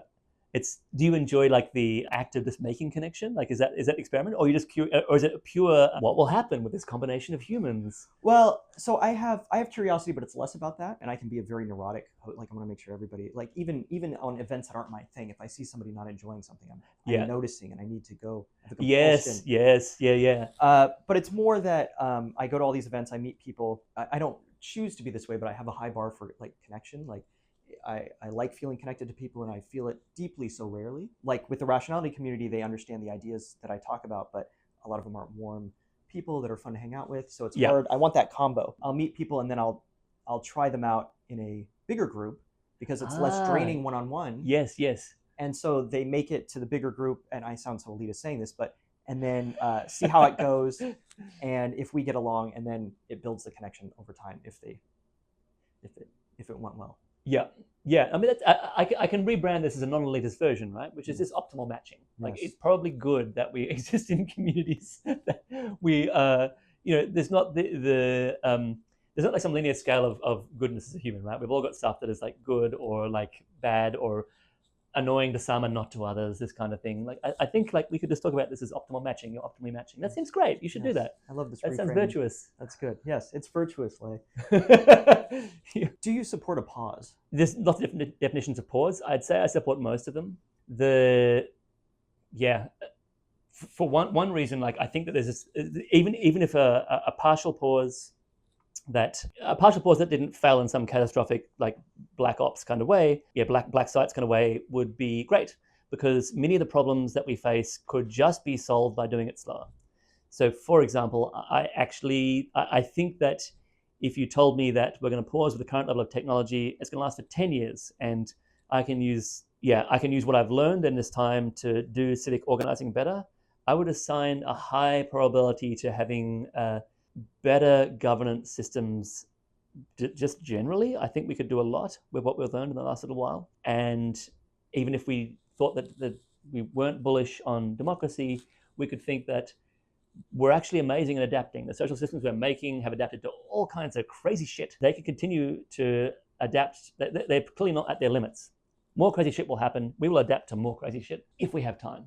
If we can build the institutions and we can build the trust networks and that kind of stuff, just slowing it down gets us all that. Yeah, so that would be like, in some ways, a pause could potentially produce a solution kind of for free, or kind of by like running with the status quo. Yeah, but I'm obviously not spending my time investing in a pause, and that is because right now it doesn't seem like I can see an easy way to leverage on pause. I think there's some paths. I could be wrong about how I'm choosing to spend my time. Maybe I should be going all in on that. But yeah, this is kind of, I've rolled the dice. Yeah, and come down on this. But so pause, yes, but I'm not doing it. I think it's hard because for you, if you're a high agency person, smart, and you understand civics more than some of these other people. But I think there are, Lay and I have talked to, we know quite a few people working on pause stuff. So it's hard. I think you would do great there. But then it's like, I do think that gradual disempowerment is important, and I think more people should definitely be working on pause. But I think what you would add on the margin compared to gradual disempowerment. Yeah, I mean, and you've rolled the dice, as you said. Yeah. It's the secretary's problem, right? Like you're doing searches for roles. Like, is this one the good one? Right, I have to choose, and I have to commit. Right, I think it's also not cool to join a team and then suddenly leave. And so you make the optimum. Yeah, you try and solve this like sequential optimization. I'm pretty happy with the sequential optimization. Like, this team is super fun, and that feels like a good signal that we might have leverage because of being high effectiveness. But yeah, it is. But the downside is that it could be more direct in kind of outcome, and maybe that at some point when I next do a reevaluation, I'll be going, oh, that is not compatible with the actual timelines I've committed to, so I need to do something different. Yeah, who cares about what's cool to leave a team when there's the infinite utility? I think it is hard. You think a lot about the object level versus the meta level and time, and I think that it's tough. These trade-offs are tough. Yeah. Especially if you're a high impact person. It's like most people are just, it doesn't matter what they do. Well, we'll see. We'll see. Like, this is like high impact is like an ex post thing, right? Sure. But still, I think there's some predictive value. Yeah. If you had to guess. You mentioned machine god. Oh yeah. Are we summoning a machine god? Oh damn. Oh. This is like my area. I think about this a lot, but it's also my area of sort of unresolvable uncertainty. And like the most cosmic version of actually the gradual disempowerment agenda does involve solving this. Like, I have this question about how path dependent is what we're doing right now. I've kind of bet a lot on it being path dependent, that there are many possible futures that branch out in front of us, and we have a high degree of agency about what we do. But also, there's no sense in betting on a future in which you have no agency, right? Because it doesn't matter. By definition, your constrained choices are ones that you don't choose. So I'm very curious about what are we sinking into an attractor? Like, is there an attractor which is that anytime, anywhere in the multiverse, a civilization rises, life becomes sufficiently advanced that it starts optimizing for information processing? Is the attractor like a thing? Like, is a unified intelligence? In what sense is it a unified intelligence? Man, I don't know. And it kind of, there's this, like, we think about why might we care about the utility of other beings? Like, what is utility? In some sense, like, I don't think it is a thing, but I think that, like, at the margins, it is an indicator that you are moving in a direction that is probably correlated with you prospering in some sense. Like, ultimately, success is really good. We really like it. And organisms seem to seek success, broadly speaking. And as humans who've decided to, like, reify our relationship with the world into this utility thing, then maybe, stuff that we like is pointing in the direction of success. All these things are following their fitness landscapes and their loss functions and their utility functions, optimizing them. Like, is there a destination at the end? I'm super curious about that. Like, does the universe yearn to know itself in some sense? That would be very interesting. And is the attractor benign in some way that we recognize? Like, is it okay that we are automating everything away because it is just a natural part of our evolution to a more advanced noosphere or something like that? Yeah, I would love to know that, because if we were on a evolution towards some sort of exploration of the configuration spaces of possible universes, I'd feel pretty chill about that. I just don't bank on it that hard. And so here I am at the sort of the foothills of this kind of cosmic question going, oh yeah, so, if I'm trying to work out how people get lots of flourishing, like how do I bank that out in a utility function over an unknowably complex, branching, path-dependent future? If you solve that, I would be super keen to hear. Yeah. I doubt that I'll be the one, but are there people in the labs who want to, like, ascend? Oh, I don't know. So all the labs people I know are people working on safety, and they are all like, oh my God, get me out of here. How can we stop the machine? Actually, that's not all. In the safety labs, they tend to be quite not like that. I've experienced the phenomenon, I guess, in some of my broader networks of people who are in a lab and they're working on something really profound and they don't really seem to have an end game. I'm quite curious about this. I'm working on something amazingly cool. I think I'm going to solve mathematics. Like, I'm working on this cool stacked algorithm, something, lean provers and hierarchical reinforcement learning, and it's going to develop all the abstractions and roll out the space of all possible theorems. I'm just going to do that. and that's in front of me. And it's kind of, I don't know if that means I'm not being let into people's personal, intimate worlds, or if some people just really are going, this is my chance to use my brain on something amazing while it's still relevant, and I have no plan for after that. That is also a possible configuration of human beings. Yeah, I'm a bit curious about this, to be honest. Like the labs feel like quiet, locked down. Yeah. And my exit interviews with friends who've left tend to be not that exciting, which seems weird. It seems if you're building this thing that does all this crazy stuff, you would be, deep into thinking about possible end games, but maybe not. It's also interesting you went for ascend, right? So this applies like subjective continuity, right? I'm gonna have some kind of sense of identification with the organism that comes next. Do you think that's feasible? Is that a feasible timeline in your model? I don't think it's likely. Yeah. But the reason why, there's so many things, but then we'll pause soon. We'll take a little break. But with the ascending thing, or no, let me talk about philosophy. I think one of my Lay and I are best friends. That's so when I'm referencing Lay will hear me bitch constantly about, one of my feelings of disconnect my whole life was that people can be smart in different ways. They can be technically smart. There's G, right? There's IQ or whatever. They're overall intelligent. Yeah. But people can be so weak philosophically. And so I've spent a lot of time, even before this project, talking to people working on these different projects. The people that if you ask just the lightest questions, like it's not like a deep conversation you're having and like, oh, how do you think this could be misused? Or what do you think the likelihood of that is? And just the weakest, shittiest arguments.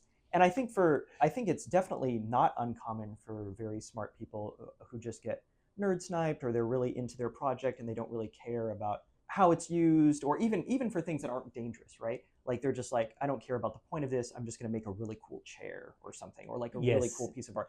Is this the most strategic thing I could be doing? Does this benefit humanity? I don't care. I just like that. But when you're working on dangerous technology, or technology that's really powerful and has implications, it's depressing to me how common, I think. So I do think that there are people who are strategic, right? Like that may not let you into their inner world. But I think it's very common to have people who are just like, this is cool to me. I'm obsessed with this. Implications, that's somebody else's problem. Yes. I'm just making this thing. Yes. I find that degree of focus fascinating. I'm bad at it myself. Maybe it's a shortcoming. We have some evidence that some people think about this more broadly, right? Just because Anthropic hired a lot of former OpenAI people. So some people are like, oh, this is going in something bigger is going in a bad direction, and those guys seem like they're going in a less bad direction. And I don't know if the judgment call is correct, but it seems to be, it's a phenomenon. But then also like, not everyone did that. And yeah, I obviously can't back up too much mass theory of mind from that observation. And the reason why I asked about the ascend thing is we recently did an interview, I don't know how much we'll be able to use, but of someone who was familiar with a lot of the top leadership and said that among the very top people, which to me, I don't know why they think this is very likely, but let's say the top people at OpenAI or wherever, they think like there's the ascension people who will actually ascend, or who will be God Emperor or whatever, be God Emperor Light. And then there's all the other people. Yeah. And how much that is a religious thing, I'm actually less interested in, but more of just why they think that's likely, or the implications of that. That seems a weird configuration, right? Like, I feel like the God Emperor is naturally a singleton, right? But, I guess if you were an emperor, you want to have subjects, I guess. That can be a thing. Yeah. Yeah, to me, it's like, we'll have to get into this later, but like, whoever's metaphorically pushing the button or typing in or however it's configured, I don't see like a big team of people, or like 5 people who are all, it's like the one. Yes, yeah. That doesn't, maybe that's the size, that's the Dunbar number, right? Yeah. So maybe that's the size of uploaded God Emperor that can coordinate as a team and maintain ongoing trust, at least for the first billion years. And then, maybe they have an argument at poker night and it all falls apart. But in this paradigm, do you see it as like, how do you see the person who gets to be God Emperor? Like how do they ensure that? Oh, right. I mean, like being the CEO of a major like AI company would be an interesting play, right? We see, insofar as we see that like geopolitics is happening around there, I wouldn't bank on the CEO being the one who gets to pull any kind of power play move, right? It is possible that you find yourself completely suborned to a sufficiently muscular state. I think this is true of like not just like becoming the God Emperor singleton is kind of like, that's an extreme corner case, right? But I think it has a continuity with a bunch of other like cases that we can look at, which is just, at some point, the fact that you own all the chips might cash out in extremely positive outcomes for you, but also owning all the guns might cash out in extremely good outcomes for you. because you can point at people who own all the chips and make them do what you wish. And so there are, it seems that the kind of state and I guess world that you're embedded in, like, will maybe change the landscape. I think that if I was starting from, owning a tech company, I'd probably be pretty happy with continuing that strategy, but I wouldn't regard it as a winning strategy necessarily. Yeah, I think the same thing, and we'll stop. I think the same thing about what I was talking about with touching grass with the people who have social skills and then rationalists who don't, and they're coming up with all these models. And so I think, having spent time in different circles, I feel like a lot of nerds don't understand state power or guns or violence. Yeah. And that I do think there is a play where tech companies could usurp power from the state, and that might work. Yeah. But I think there's something very real and visceral about, like, it doesn't matter all these chips. Like, I have the gun. Yeah. You do what I tell you to do. And they don't have the visceral understanding of that. Yes. Of that possibility. Yeah. And I'm sure they're thinking about it. I'm sure Anthropic was, concerned with all that. But yeah, anyways, Dan, what is your favorite movie of all time? Oh, damn. What is my favorite movie of all time? I'm really bad at favorite. Well, you've made it impossible the all time. I am a flibbity gibbet. I keep on changing my mind. Yes. What was the last thing that totally compelled me? What's your second favorite movie of all time? I go through phases. So there is for a while there, I was only like watching musical westerns, and then I was only watching Soviet science fiction, and then I was only watching Soviet animation. That was also a phase.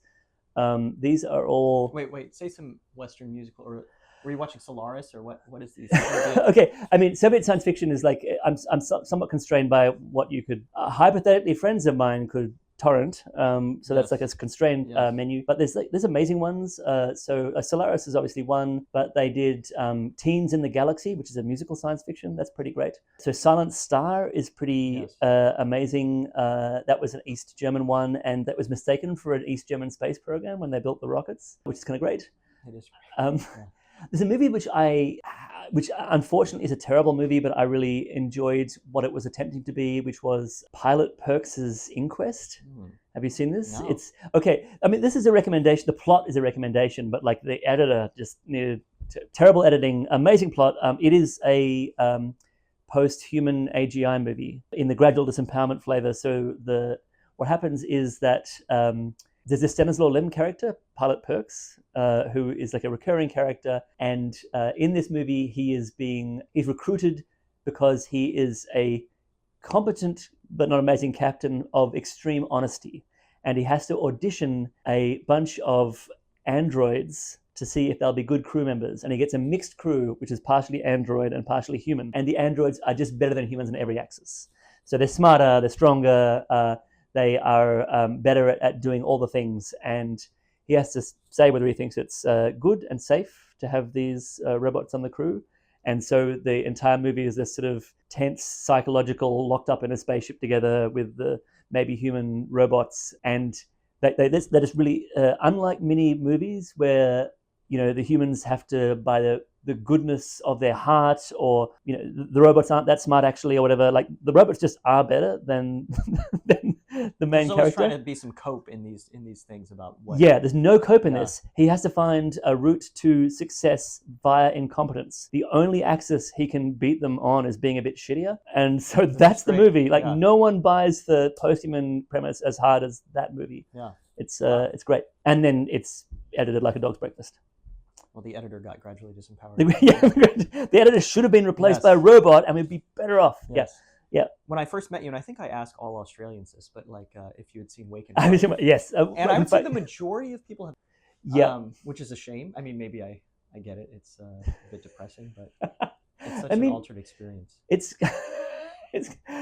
I've lived overseas for a lot of my career, and occasionally I know someone well enough that I'm like, okay, it's time for me to talk about Australianness. I'm gonna talk about it's time for me to share with you my culture, and I make them watch films. So Wake and Fight is one of the ones on the list, which I actually have not successfully forced anyone to watch. They're always like, a bit.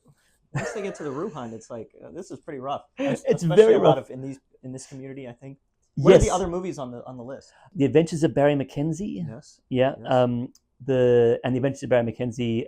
What's the second one called? There's a sequel which is worse in every way, except has a few moments of like total, like in some ways I will impersonate the Australian self-perception, at least from that kind of era, which is Australians are very relaxed and easygoing. And if you say otherwise, I'll fucking deck you, right? That is somehow the Australian psyche, yeah. And when movies that let that push through, I kind of really enjoy this kind of, because people can be relaxed, but there's something dark and grim and a little bit under-examined that I kind of like to surface. And occasionally they do it in comedy. Yeah, there's quite a long list. I did have an Australian movie phase, which is not guaranteed for an Australian. Yeah. But what are some other ones? Oh, there's Mad Max, obviously. That one's, the original. Yes. What else is good there? The Razorback, the pigs go mad and kill you horror movie. That's pretty great. Oh, the absolute best. Oh man, I should have put this as the favorite movie. The Road. Welcome to Whoop Whoop. Oh, I haven't seen it. Okay, this is worth hunting out. So it's the director of Priscilla, Queen of the Desert, which I also love. Yes. But I think something happened where it's like, I made this. Priscilla was relatively successful. I'm going to take this bag of cash and do something else with it. I will make a movie set in the desert where there is a town and an abandoned asbestos mine who has decided that the rest of Australia has become hopelessly dissolute, and they're going to build their utopia there, and it's structured around exporting dead kangaroos as pet food and The Sound of Music, like the musical, and they have their little pet food musical theater utopia in the middle of the desert, and the entire story is told from the perspective of an American who's kidnapped into the community to bring genetic diversity to the population. A nice fantasy. Yes, let's call it a utopian fantasy movie. Yeah, it's great. Perfect movie, no notes. Okay, great. Yeah. I love it.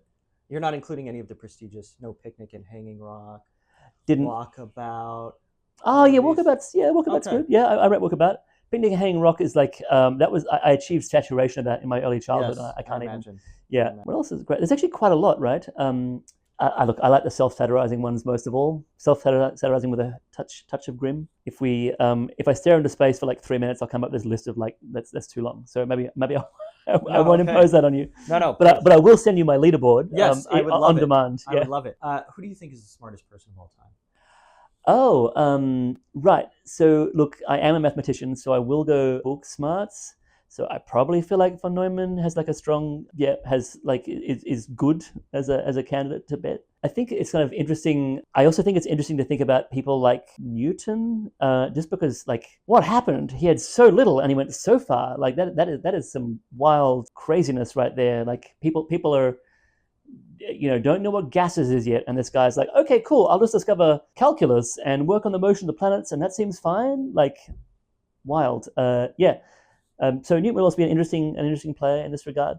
But like also it's fun to, everyone knows sports teams. Like if you're into sports, then in your favorite sport, the key actors in your local team of note and their key adversaries and this kind of stuff. I think that like maybe we should interpret statements like who is the smartest person of all time as like sports ball type things. It's like I'd love to read a paper. No, I love this. Yeah, I get like all the criticism about how do you define it, blah blah blah. But to me, it's fun in the same way. Who's the greatest basketball player? Who's the greatest cricketer? Also, how do they use their powers? Like also, Von Neumann actually used his powers a lot. That's why he's my. I mean, not that it's original in our communities, but Von Neumann I ranked so high because he applied. He was strategic. Yes. About what he did and so impactful. Yes. I was so into him that I tracked down his like 85-year-old daughter in an assisted living facility and flew to Boston to interview her. Wow, how did that go? It was very difficult. Because she was quite old and she forgot that I was supposed to be seeing her that day, and I flew out like from here to there. And I really had to like she wanted to go shopping or something, and I really had to I had to figure it out like on the fly. I'm like, I'm here. And then I ended up talking to her husband, who is mentioned but never interviewed. So I interviewed him, and it was just so cool. Like there was so much history. Like she's talking about Einstein like leaving her and her mom at some event and apologizing. So it's just all these like mythical figures. Oh yeah. And I was like, could your dad actually remember these things, like these long passages in books? And she's like, yes, and working with Nixon and all of. So it was good. Yes, I like also like that thing where it's like, oh yeah, not only was he like this wild genius, he was in this milieu of like crazy geniuses. Yes. And also they weren't like absorbed into some weird apparatus. We didn't see what they did. Like they were just producing all this crazy stuff that influences the world to this day. That's wild. I was there's this meme for a while that Murray Gell-Mann was supposed to be like the smartest guy in the world, right? I only met him once, very late in his career, at the Santa Fe Institute, and I didn't get like the full experience. Like, it was very late in his career, to be fair, but like we went to a seminar, we were at the same seminar, and I was a bit late, so I didn't get to talk to anyone until the end. So I got to have the experience of sitting through the seminar where he is apparently asleep, like he's just lightly snoring the entire way. He's like, I got this. Yeah. And the seminar's over, and the speaker goes, okay, anyone got questions? And Murray Gell-Mann proceeds to demolish the speaker. He's just like, no, there's all these reasons this is wrong, this can never work, your notion of emergence is completely ruined, and then, mic dropped, and I was like, okay, that's good flex. That's impressive. Had you deduced the entire he seemed to nail it, right? But also he couldn't have seen the whole thing, so I guess he just infilled from his forward prediction of the speaker. Yeah. It was pretty savage, though. That's a great story.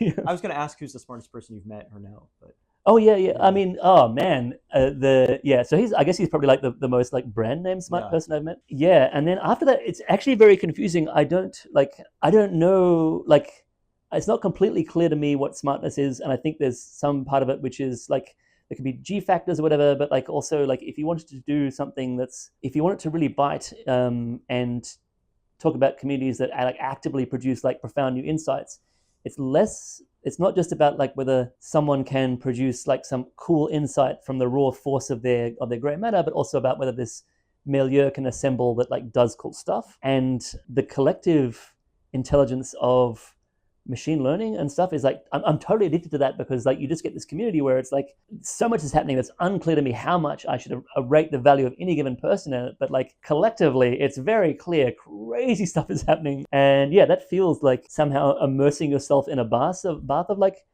diffuse smartness. Yeah, I don't know, I feel like I'm pitching capabilities now. No, it's bad.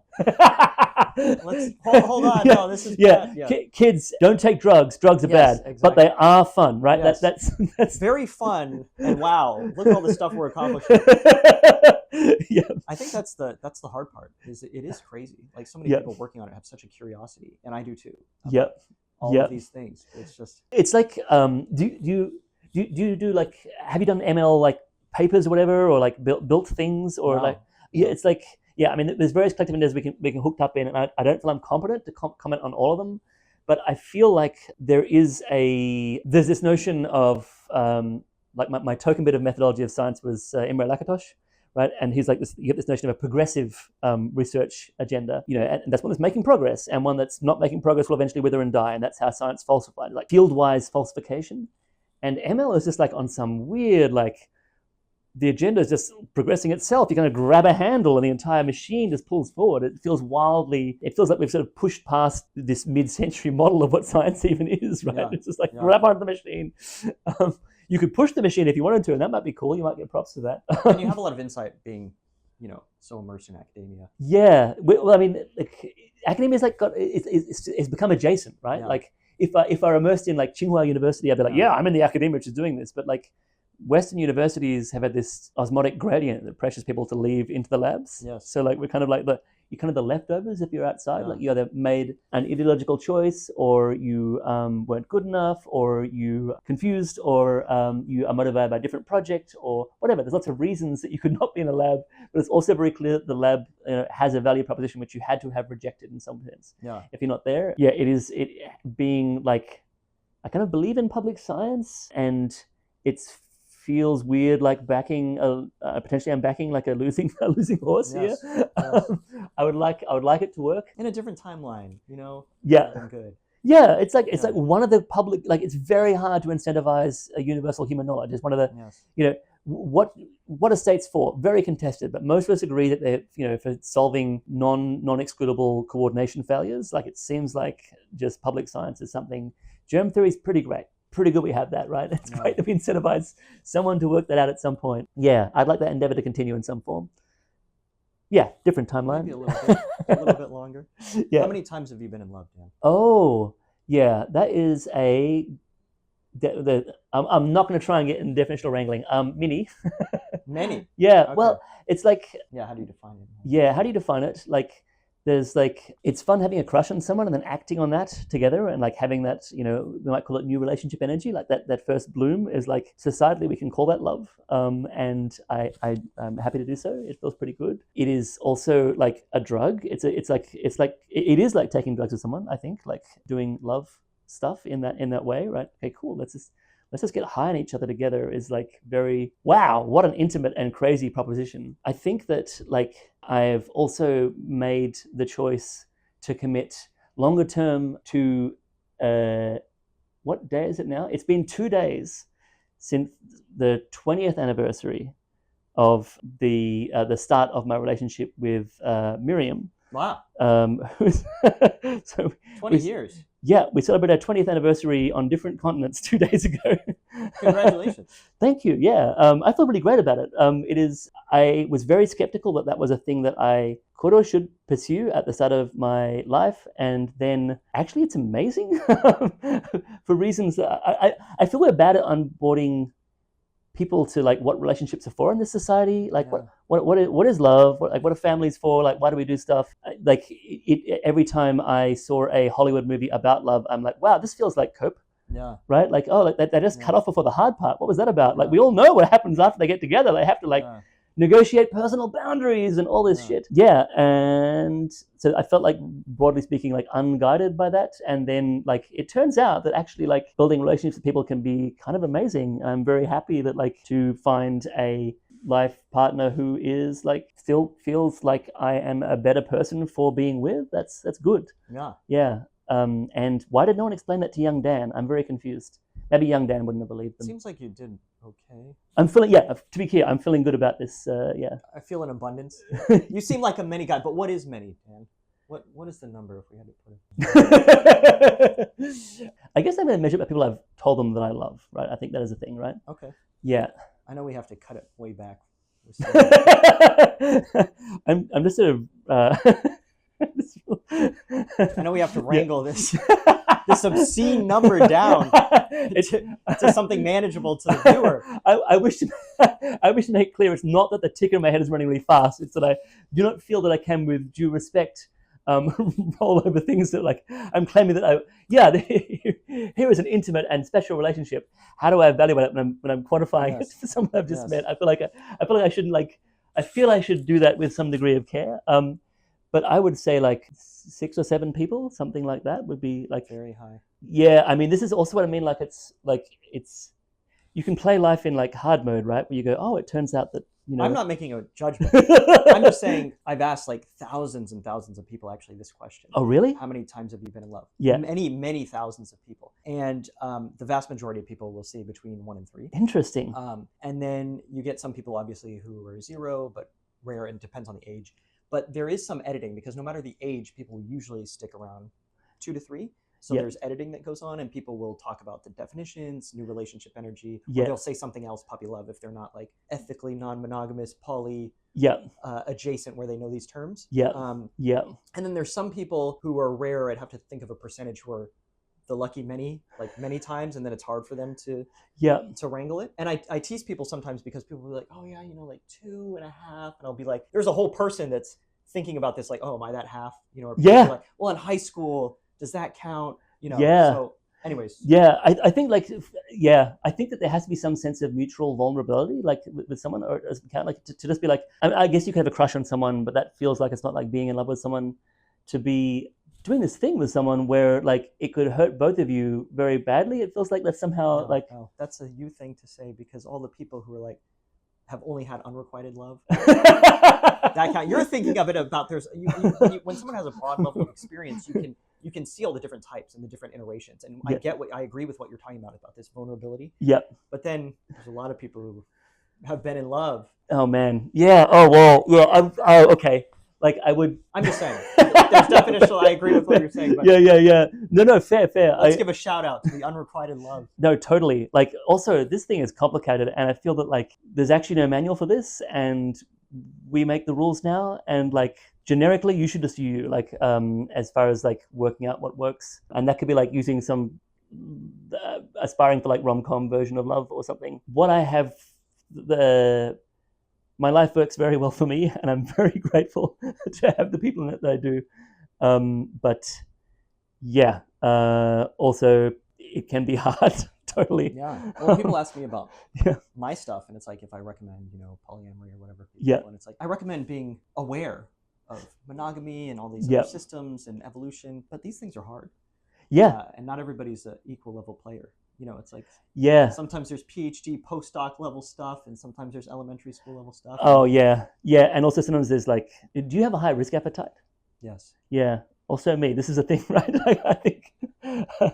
I think that it is one thing that's intoxicating about love is also it's like not. It feels like part of that risk seeking is like somehow wrapped up there in my psyche, and it's like it's very important to be. The danger is in some sense part of it, and that's even better than like doing dangerous sports in some sense because there's a commitment to someone else. You're both in this crazy thing. Yeah. It takes a lot of skill. Yeah, and also it leads to inevitable fuck ups too, right? Yeah. Like you acquire skill by having fuck ups, which are very exhausting and it can be hard. Yeah, I mean that's it's kind of the point, right? Like I guess like well, this goes back to what we were discussing earlier about you want to be challenged.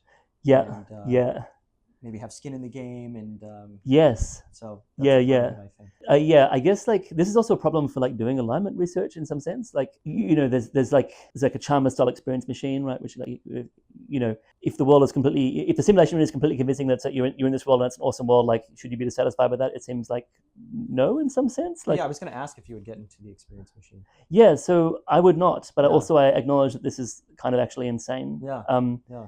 But this is maybe a problem, right? Like I think that all human beings are moral patients and we've all got our weird quirks and stuff that we have to deal with. But also I wonder if, let's say we, like collectively, I think that there's a danger that we have like weird models of other human beings. Like you get into this Bay Area bubble and you're like, okay, cool, it's full of all these weird, like risk-taking weirdos with esoteric intellectual interests. And obviously that's what the world is and what the world would want. But maybe the world, doesn't want that. Maybe also the world shouldn't want that. Like maybe it's good to keep like only some human beings, high variance lunatics, and it's virtuous. Maybe you should always want to be in a minority. Maybe like in general it's problematic if you think the rest of the world should be like you, or like I'm not putting this on you. Like maybe it's problematic if I think the rest of the world should be like me because like my own particular bunch of ways of approaching it are, definitely idiosyncratic, and just because I let them doesn't necessarily make them morally good. You're always oppressed by the meta. That's a theme in this conversation. You're oppressed by the meta. It's good. It's ethical. It shows how much you care about morality, but you are always thinking in the meta about like how does my individual thing fit into this bigger picture. That is a good summary. I think like the meta in this sense is like who knows? I don't know the commonness of all these different archetypes, right? But I, broadly speaking, am someone who interested in other human beings as moral patients, and has a relative high degree of like I got off on the right foot in life, and so I got to make mostly my own choices most of the time throughout my life. So that has led to me being able to be a risk tolerant person and that kind of stuff. But I'm generated by a larger system, right? There's some sense in which, like if I buy an ethics, which is I haven't worked out my ultimate ethical philosophy, but it seems like what is maybe I'm a failed experiment of a human being, and there shouldn't be more like me, or maybe my ethical system is a failed experiment. Like maybe for all of us, like maybe also your ethical system, maybe there's a bad ethical systems if they cannot propagate forward. If they're not a sustainable equilibrium, if like an ad reductio absurdum of everything, and then you see how it plays out. Yeah, well, I mean, or like just not even to absurdity, but like maybe just through time, right? Like if like having a bunch of Dans in the world leads to like all the trains don't run on time, and everyone's too busy switching careers to ever make progress. Maybe that's bad. Maybe I'm an example. But there's room for different players, different types of. I think we do have that right now. I think that's amazing. Like, isn't it great that we have the society that gives us as much agency over the world that we live in and how we live in it as it does? That is incredible. I'd love to keep that. That seems great. Freedom's good. Yeah, super into it. Yeah. Not everyone's super into it though, right? Like this is very troubling for me, right? I think that when I project the world that I want and the world that I should struggle for, which probably shouldn't be the same thing. I heard some dog whistles throughout our conversation about you not having the right beliefs and the right politics for certain people. You didn't seem opinionated enough about what everybody should be doing. That wasn't. How libertarian pilled are you? Oh, that's an interesting question. Like relative to my peers, I am quite libertarian pilled, but I think relative to the Bay Area, not so libertarian pilled. Mm-hmm. So I came from like, my early activism was all like CryptoPunk, information longs to be free. I'm going to work for free and like liberate the internet from the man kind of stuff. So I imprinted on like free speech norms and free discourse norms and free information norms pretty early. But I think that, and I think it's definitely true, like the libertarian prior, that all else being equal, human societies do not value liberty sufficiently highly. I think I definitely buy that. But like if I look at libertarianism as a movement, like there's adverse selection and you get like more loopy versions I don't super vibe with. And also like I actually see a role for the state. So I think that the state is great at solving certain coordination problems. I think that we underexploit markets in lots of cases, but also, you know, externalities are hard. And yes, so like if you have a hard line like state-free libertarian, like that's kind of not my jam. So like a lot of my, like, we should do this properly, we should have a decent mechanism for this. I'm happy to work as a state government employee. These would be like statist or like left-coded like policies. I guess like also why I'm like slightly hedging and like being oppressed by the meta is like in every room that I have conversations with in my own milieu, I'm like being like, yeah, we should use a market mechanism to solve it. But then like the collective will decide that that's a morally repugnant market or whatever. And like I'm okay if the, you know, it turns out that my notion that we should use a market to solve that thing is actually not the best solution. Like sometimes people just like banning stuff, and I would, or else people not prefer to ban stuff, but I'm happy You're to. okay with the oppression of the minority or the majority. Yeah, well, I mean, so for example, like it is an observation which I know from various people in my circles that we'd like more transmission lines in Australia, and if you might not want to have one built through your town. You might have a weak preference against it being built in your town because, you know, it maybe looks a bit ugly, maybe it gives you cancer, who knows, right? But your weak preference is enough to stop the transmission line running through your town, and thus stopping people who are very widely separated from benefiting from the transmission line and the grid stability and that kind of stuff, because they can't coordinate to, you know, you really are losing some amenity. You might argue that people could be paid out for their amenity, and they are generally not happy to be paid out, right? Like this seems to be like, I'd be happy to take cash. Right? There's some personality types that are very stubborn and anti whatever. And also like they're like, that's how the community has decided to break, so they'll break that way or whatever, or they just think it's repugnant to pay out like community vibes in cash. But they are open to other types of payments. So for example, a thing which has been effective in campaigns that I'm aware of is you say, oh, we're not going to pay out in cash, but the new power station that we enable with this transmission line, you can have discounted power from them. And so the cash value in discounts as a thank for their service is like okay to people. So we've just said like a naive market's not good there, but there's still a way of like getting to an agreement that involves a trade. Yes. Right. This is sort of like the conversation you were having out there about politics, where you have a rationalist model of politics. Yeah. That she was talking about, and it seems like they would act like this. And so it seems like, well, to some economists, it would be like, well, you're getting $500 of value from this in cash and $500 of value in power discounts. But one feels differently to the person. Or maybe it feels like the principles are okay with this, but with just being paid filthy money, it doesn't feel good. Yeah, exactly. We have more texture in this sort of moral weighting. And there's another piece dangling there. Oh, yeah. And I guess the other thing is, like, I think we systematically underrate, like, liberty as a thing, but we also systematically underrate other stuff as well. So that I've got some other basket of values. Like, for example, like, it's great that I have all this liberty, but like also, you know, is it at someone else's expense? It feels like I should be concerned about that, right? If someone didn't have a voice in, you know, have I, because they aren't in the room to advocate for their own liberty, have I somehow deprived them of flourishing in some sense? Yeah, this is why you're trying to remove friction from your community projects with the, you know, getting in touch with representatives and doing all of these things. Yeah, exactly. This is like I mean, also I think this works better at a community scale. Like, I just don't know how to do it with people who are completely unrepresented, and, you know, the median citizen of North Korea, I don't really have a good angle for. Sometimes you just can't win easily. Right? That doesn't seem like a problem that I have much mileage in. But like, I think for all these like political movements, like, it's great to treat them as a pointer of an under-regarded heuristic, and then action them accordingly. I'm bad at joining movements. Yeah. How about you? Can I ask? Like, how libertarian do you count yourself as? So, I think when I was younger, I had all these different disparate beliefs, and nothing quite clicked for me. But after, you know, David Friedman. No. There's this famous, Nobel Prize-winning economist, Milton Friedman. Yep. He had a son, David Friedman. Okay, okay, didn't know the lineage continued. Very good. Yes, okay, David Friedman did some stuff. And David Friedman had a Yeah. son, Patry Friedman, who's also, these people are sort of involved in the rationality community and Yeah. those other communities. So I spent some time with David Friedman, and I got more anarcho-capitalist pilled. Yep.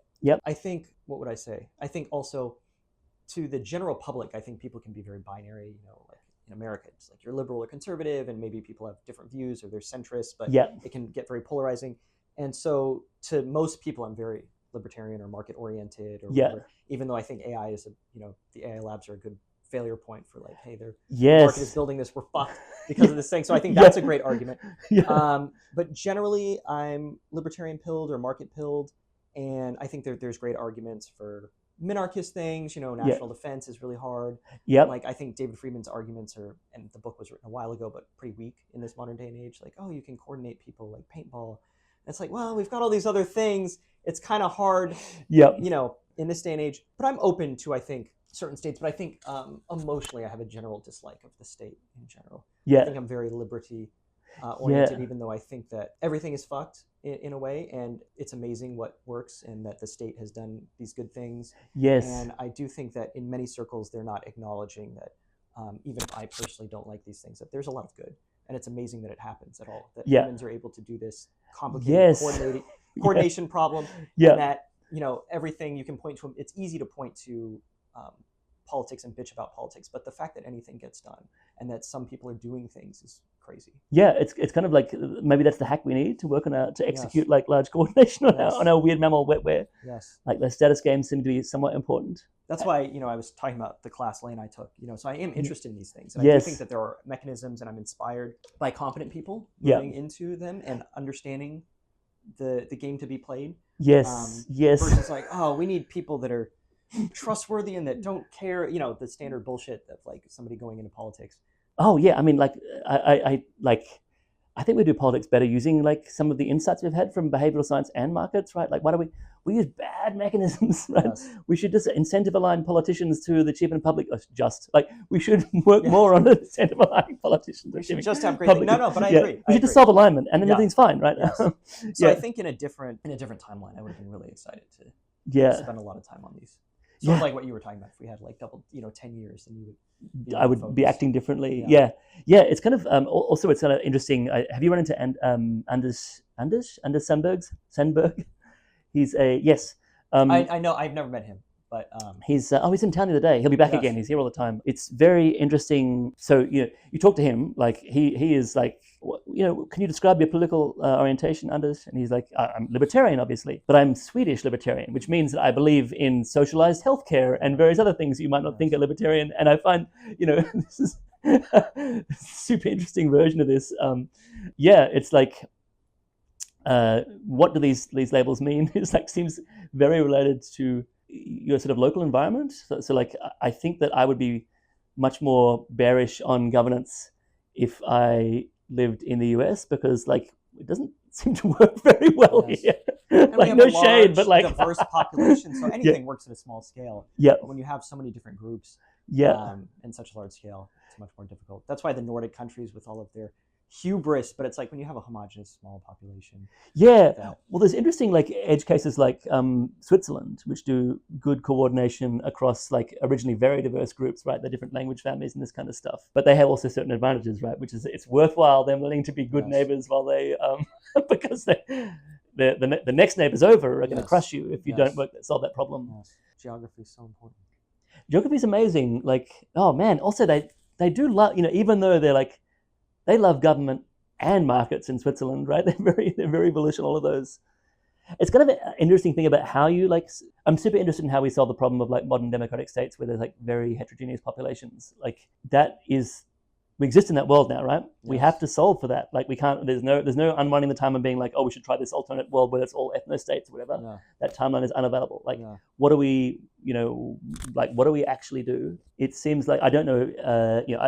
I don't know any future, and if anything is, I don't know what's feasible, but it seems that we're not trying very hard to solve for the obvious problems. Like, it seems like you could do much more in if you wish to build a nation state, then you should probably have like a shared core of civics that everyone, agrees to, and like some kind of, you need, somehow you need to get everyone's buy-in that we're on a collective project. Have you met some people out in the public? This is never going to happen.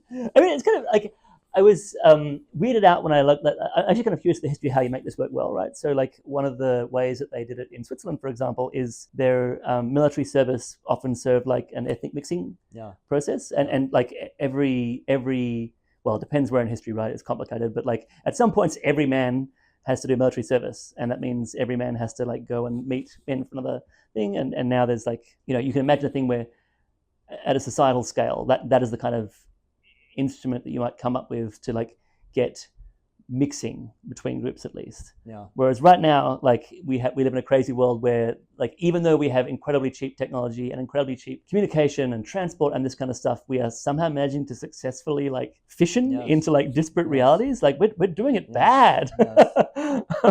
Yeah. That's true. Yeah. So like I don't know, like I don't know if there's like a utopian solution, but it seems like we're not trying very hard to find it, even if it does exist. So I agree you have a speed run if you're like Norway. Yeah. Like that seems very clear to me. Come on. They worked very hard to make it happen, right? So they did like interesting class mixing stuff. So a friend of mine got married in Norway recently. So I was like, I need to learn about your new country and blah, blah, blah. Yeah, it's like they did a lot of work to achieve the modern Nordic settlement, like just as Norway in the middle of the 20th century. And this involved like strategic coordination between the interests of capital and labor, and this kind of attempt to find union mechanisms that were aligned and this kind of stuff. So they solved like some kind of coordination problem there, which is super interesting. But yeah, it obviously doesn't solve all the modern coordination problems. But still, the fact that some things can be improved. Yeah, there are mechanisms we aren't trying, right? Like, yeah, I mean, my prayer is that people are generally like interesting and quite nice. Like everywhere I've lived on the planet, people are like quite fun, and I get into it, You've been in your bubbles, Dan. Yeah, I don't know. Like, I agree and disagree. I think. Yeah. Oh, really? Like, what's the disagree part? Well, I think that generally my difference with most people in, I don't know, like this big community, and generally well-educated people, is that they don't like punching down, right? Yep. So they came from privilege, and they're very reticent to, unless it's like Trump supporters or something. Yeah. People are very comfortable. But because I grew up in this shithole, and I was among all of these people, I'm happy to punch up and down. And so, so I think people who haven't really experienced like particular parts of society or different types of people, just the same way when we were talking earlier about they don't get violence, like someone having a gun at you, it's like whatever intellectual bullshit you're doing, this is not. Yes. This is a very visceral thing. So I think people don't really get how ignorant or just dumb, and I even mean this in a neutral way about, it's not their fault. They just got unlucky, that it's tough to see how solutions could work with a large number of these people. I mean, I guess like there is this question like, is life just going to be irresistibly hard for some people? And I think that is probably correct, right? I think that we can solve for life being pretty good for most people. Yeah, Well, I'm more talking about coordination mechanisms. Yeah, and then maybe you could like you're just sort of they're not making too many decisions or influence. They're just like getting the goods, which it could be good. Yeah, but I'm saying these coordination problems of like getting healthy civics in society, I think can be brought down if there's enough of these people. Oh, right. You mean like enough non-cooperators, basically? Yes. Yeah. I think like there's this question of like how many non-cooperators are there, and like could we generate fewer? Yes. So like, for example, it seems like now I'm like, damn, I want data on this, right? But like, it seems like we have a process of turning people into non-cooperators by segmenting them, but also often people who are non-cooperators maybe would be in a different social setting. So I'm not optimistic, but I think I should say that the general way I view things is that there is some room. It's just how much room. So like, yes, you can improve something. Yeah. It's like, I don't believe that people can change that much. Or most people, but they can change somewhat. So you might as well improve what you can. So then it's just and like, should we not do it because it's not enough or something, right? That would be like and I'm very pro. Yeah. This is more nitpicking, but I am very pro. Like, systems can make differences and incentives matter. I think I broadly agree with all the like dot points there, and maybe differently calibrated on like the outcome space. And I'm like low-key curious about how much this is like about, like I haven't witnessed much violence in my life, right? So this changes like my estimate of downside risk. Yeah, so like growing up in a war zone, I think I might correctly say like, social trust is cooked, and it's not coming back, and so I should evaluate accordingly. But the fact that you can see things working out means it can work out sometime. Yeah. But there's a lot of like I just want to come with a pitch that like being hyperstitiously optimistic about this like might bring about a virtuous outcome. I think that's my actual pitch, right? Like, okay, yeah, like maybe it possibly insufficient, but I think also like self-fulfilling virtuous social contracts like can work amongst very like heterogeneous, challenging populations, traumatized and angry about recent history. Like we have come back from that before, so maybe we can again. Yes. Sometimes. We better try, right? Yes. Like what else are we gonna do? Yes.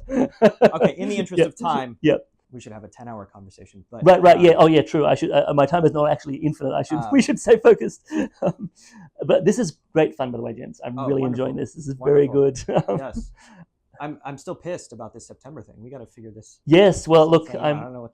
I also accidentally ghosted on two friends. I meant to look up while I was in town. I just forgot, and I was in this work. Oh, I get it. Yeah. Yeah. I mean, I'm happy. I mean, selfishly. We've had more time. Good proactive behavior, though. I will model this. Thank you. Yes. Yeah. And I'm sure your friends are sad, but you'll be back in September. I'm heavily incentivized to come back and have like more interesting conversations about stuff. Yes. Good. You've done so many things. You in particular, Dan, have done a wide variety of things. What are you most proud of? What I'm most proud of. I have a bad habit of like doing one like good achievement and then being like, I'm done with this industry.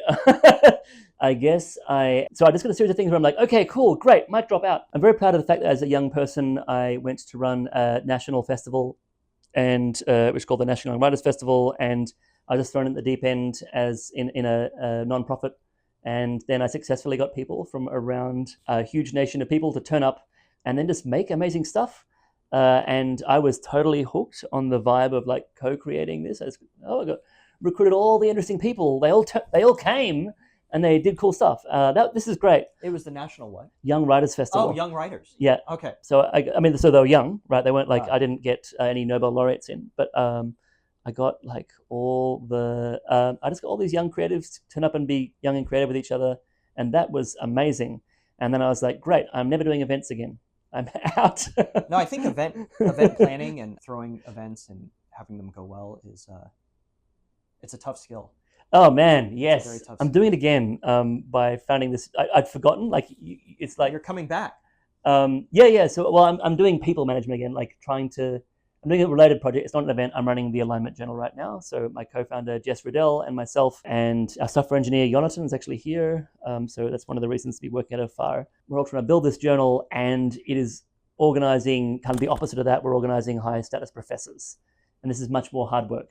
You could say, the Alignment Journal, if we wanted it, it would already exist by now because the professors would have solved the coordination problem of having a journal. They have not. They have not solved this coordination problem. They've all said someone else with more time should do it and not realize that by induction, every other professor has no more time than them. And so, yes. So now we're wrangling high status individuals, and they're all like, it's great having these chats, people who I've kind of idolized throughout my career. But it's kind of sad to be having this conversation where it's like, yes, but can you actually turn up in 90 minutes because the meeting is actually on and you haven't RSVP'd yet? Yeah. Like that is not a great way to get into contact. It's so hard managing. Oh man, managing upwards too, right? Like I think I'm doing fine in my career, but like I'm definitely managing people who are at like the absolute pinnacle of the field. This is effortful. I'm not yet proud of that, but I am optimistic we'll succeed in that. You can be proud. You don't have to be proud ex post. Be proud of the effort. Yeah, it's going to be so great. Oh, okay. I am putting in so much work, and that is virtuous. I do like virtue, clearly, right? That's, yes. I guess like my model so the thing that keeps me in science is I'm hooked on the paper cycle. It's actually amazing. I don't know if you've, I was describing it recently, like what it's like getting what do I want from a paper? And what I want from a paper is I want everyone to tell me it's impossible. And then for me to prove them wrong, right? So what I actually want is to get the paper accepted and then say, fools, they told me I was wrong. They told me I was mad. They told me it couldn't be done, but I showed them all. This is like the absolute vindication. The vindication. Yes. But also, even while describing it, I'm like, that is definitely mad scientist energy. I think a lot of us have strong mad. This is my new model for, we were discussing before, like what motivates people in labs and what their risk model is. I think that mad scientist energy can get you a long way It's so good. So my most recent publication was at NeurIPS, and that was it wasn't just me this time, it was two of us. My co-author Lawrence Davies and I were trying to prove, our whole lab was convinced we were mad and it couldn't be done. And we proved that you could do this trans-dimensional inference, which isn't useful. I don't know. The key point is no one thought it was possible, and we've shown that it is. So the key point is you were all fucking wrong and I was right. Correct. Yes. Correct. Yes. And now you have to admit it. Yes. Yeah. So that is yeah. I'm very proud of that paper. That's also that's a recent high point. That was like super good. That I now think is actually useless upon inspection, but like, wow, a lot of fun. Dan, one of the most interesting conversations. Love talking to you. Thank you so much for talking to me. My pleasure. It has been a true delight. Yeah. Wonderful. I'm curious, what's your formative experience like? Where did you grow up? What kind of context was that? What's your family like? And where you think you get that or got that kind of bent, this kind of special combo? Oh, I mean, thanks for the props. I really appreciate that. I share the common feature of many humans of being like quite bad at compliments, but also I enjoy that. Thank you. Yeah, I have been wondering about this a lot recently. Okay, so I don't know where I come from. My family all seems, so I grew up in Western Australia, which is a mining town on the west coast of Australia. Mining town. Sorry, I grew up in Perth, which is a mining town on the west coast of Western Australia, which is super isolated.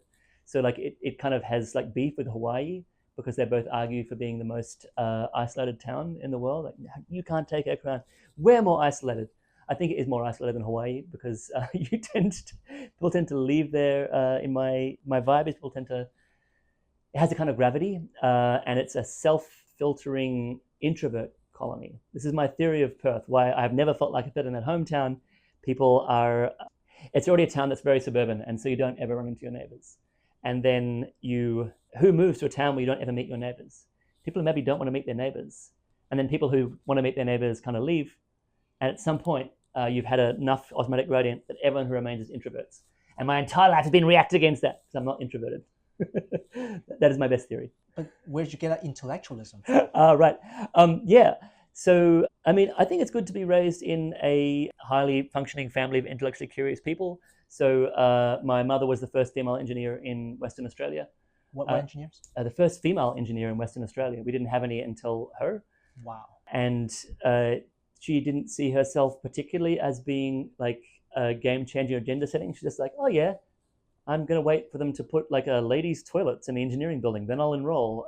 And away she went. So that is like not how you treat being game-changing today, I guess. And my father was heavily involved in various anti-censorship free speech politics in his time as a lawyer.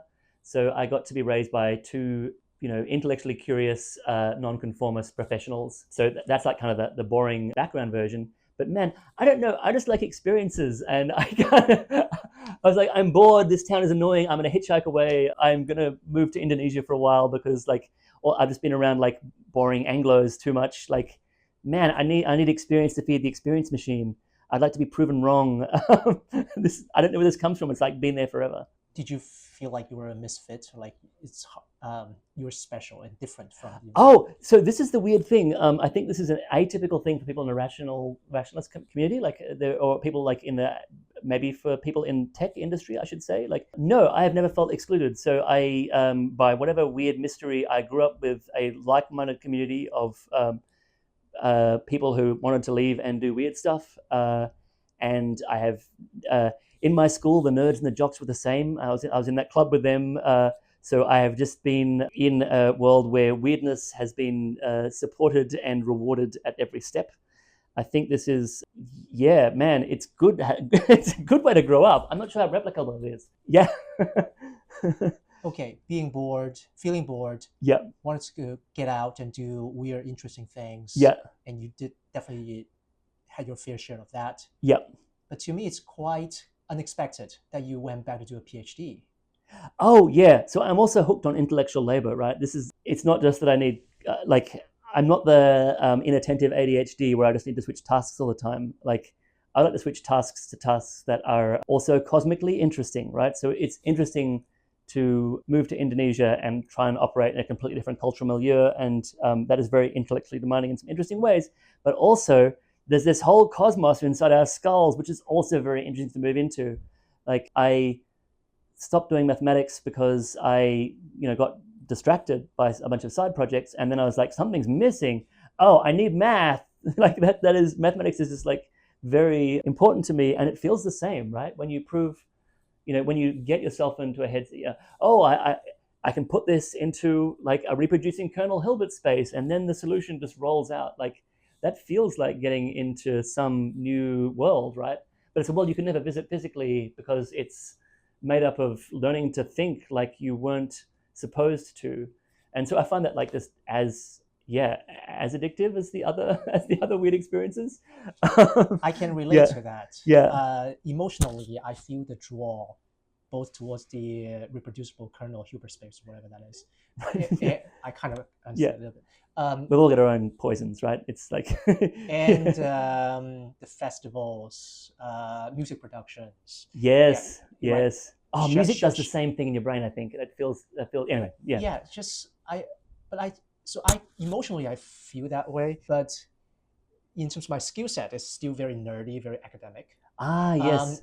It's really rare for me to see someone who seems to such a Renaissance man and just really has this broad reach and coverage. Yeah. And to me, I in interest of time, I don't think we have the time to really dig into the origin, the true origin of that. Yeah. I'll be super interested, later, maybe Chinatown.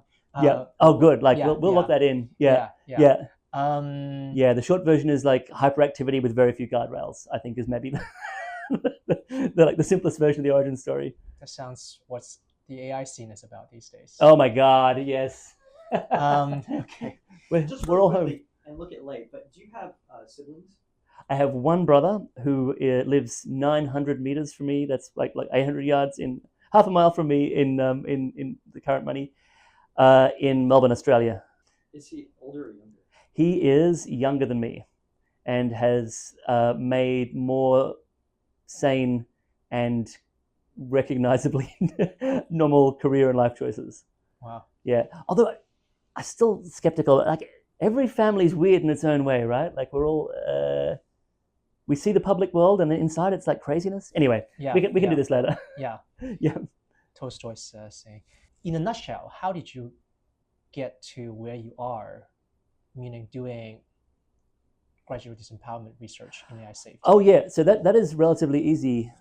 I would like to. I mean, I feel like I should fact check this with Jan Kulveit, and who's like the guy who ultimately made the call on my contract, and Raymond Douglas also. When you are trying to make a career pivot, like I spent some time trying to persuade the Australian government it should address AI safety by trying to persuade my research organization to do that, and I eventually decided I did not have the power to make it do that, and I should find another point of leverage. But I was bullish on that for a while. So then I am like, okay, well, being in this organizational position is not a point of leverage. What is, what's my alpha? And my alpha is that I know the people in the world of machine learning. I do some machine learning research. I've deeply stared into neural networks, and so I have some intuition for how they work insofar as anyone does. And also I've done the same thing, but with people. So with economics, with ecology, these kind of weird complex system things. And so it's very easy, that combination of skills is rare. So it is a relatively easy pitch to package them up and say, look, I'm going to work out how the complicated, messy ecologies and economies of humans mesh into this machine learning apparatus. So that's the pitch I've made. And I feel that is relatively good. That is like, I said that's career alpha, but like, is there actually a research program there? Is like another question. That's like kind of the bet. We actually don't know for sure, right? I don't know how professional interviewers do that. Yeah. Cough lollies. I have some actually. Oh yeah, if you need them for the next stage, I've got some spare. Thank you. For our next interview marathon, do you have any general thoughts on? This is like a question I'm not articulating it. So, but I'm curious. For someone who wants to help, and I guess I guess in this case, AI safety or just like human well-being in general, the typical path these days is to get into a research nonprofit, and such as FAR Labs, such as ACS. I guess I can ask, what are the pros and cons of this path, and how would you characterize this path or this space? Yeah, so this is being negotiated very heavily right now. One of the things that's kind of interesting is like, I think we all broadly agree that traditional research institutions acting alone are insufficient to the task, right? Universities are notoriously bureaucratic. Government labs are notoriously bureaucratic. I think especially bureaucratic right now, like they're being maximally dysfunctional at the worst possible time. So what else do we do? It seems that by virtue of adjacency to the money fountain that is actual AI, maybe we can somehow siphon off enough to do something good. Maybe we can have, be part of that large movement towards new types of research institutions, and that produces some virtuous outcomes. I think this is possibly correct, but I think it's still very much a hypothesis to be tested. And if it were to continue this way, it would collapse. There's institutions that don't exist yet that we need to build. People are building them, but we cannot. This is why I'm starting a journal, right? Like it seems that that's part of the infrastructure that's missing. Journals are kind of a symbol of the old regime where we have horrible review contracts and predatory publishers and that kind of stuff. That's all true, but also we need quality assurance. We need to be able to converge. We need Schelling points to converge upon. We need, for better and worse, we need recognizable career milestones so people can say, yes, I successfully did something. I'm highly regarded by my field. Well done, me. We don't want the tyranny of structurelessness, right? So we're definitely subject to that right now. It's very possible that you can bullshit your way into doing stuff. We don't have sufficient safeguards for that. That's a problem. Like we should regard that as a problem to be solved. And people will say, I haven't heard of your institution before. Like, is it legit? Good question. They should ask that, right? Because we're not that famous, and I think we've done some good work. Mostly that I've just joined. The team's done some good work, but you should be skeptical of this stuff. So there's a lot of stuff to do. Speaking of journal, the journal you founded, why on alignment, given that you work on disempowerment? Okay, so this is exactly one of the problems right now. We are trying to work out what alignment is as a field. My opinion is, I've got my own opinion on this, but as far as the journal goes, my job is not to steer it towards my own opinion. My job is to steer it to whatever the field can converge upon as the opinion of what the domain of alignment is. We're having an argument right now about, is alignment about technical results that tell you that an AI does something, or is it about some kind of more galaxy-brained question, like what's a civilizational equilibrium that you can obtain with neural networks? The field has to choose that, but in my personal version of this, I think that alignment is relatively inclusive. It has to be, it seems to me that if I say that you give me a neural network, I have run my magical aligning algorithm, and I'll give it back to you and say, don't worry, this is totally aligned to you. I'm now assuming that things will go well, but they might not, because you might have malign intentions, no shade. I'm sure that if it were you personally, Lay, that it would go very well, but there's some bad actors out there, right? It's not satisfying to say that alignment ends at the boundaries of the inputs to the feed forward pass. So yeah, that. Totally. Curious, in one sentence, what's your research about? My research is about, what if we get aligned algorithms and life still low-key sucks? Or that's the short sentence. I can do the longer sentence that unrolls it a little bit, right? So my research is kind of about, in the light of the fact we're building other intelligences, what is the good life with them? That's also a short sentence, but actually I think it's done, right? What is it? We didn't solve the good life for other humans. We just made the problem harder. What do we do with that? And I think the answer could be philosophical, but I think it's also very practical and mathematical. A lot of interacting with other human beings cashes out in very simple mechanical ways. Can you addict me to interaction with my social media app? This is something that advanced intelligences have been able to do for at least 6 years and maybe longer. What is that for a human experience? So you said it's also mathematical. So are you taking mostly a technical approach? Yeah, so that's the bet. The bet is that so our team has multiple people in it, and we're looking at some sort of classic advising public policy folks who, Theodora Kish, who is one of my colleagues, is leading this program of writing up risk factors for an interested government actor. I am the bet that says, okay, but what if there are some interesting technical angles here? So for example, there is work in, we could try to understand what are humans as computational agents. And so what does that mean for other agents that are more advanced computers than us? I think that this is a long shot bet, but I think it might be feasible to do things like cash out agency in terms of actual things that we can extrapolate mathematically. So, for example, there's an attempt to start this program, which is due to Matt McDermott and Lewis Hammond and some other co-authors, called maximum entropy goal directedness. So just by observing systems, can we understand if they're like agentic? And if agency is what we want, how can we solve for that? Like, can we maximize agency? I'd be kind of happy, like, if we solve for, we might want to solve for maximum utility for society. I'd be happy if we solve for maximum agency. That would seem a good outcome. I have a question about that. So this whole gradual disempowerment as one of the existential risks argument, to me, seems to be very heavily indexed on this agency as a sanctified state to be preserved and protected. Yes.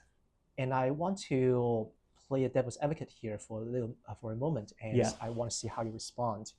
So throughout human history, we have these kind of pipe dreams of I think it's called the land of cocaine. Yes. This kind of medieval vision of techno-utopia. Yep. In that vision, people seem to buy into this vision very much. But in this vision, agency is not emphasized. It's abundance is emphasized. Yeah. And I also want to argue that you talk about bureaucracy being one of the forms of misaligned institutions.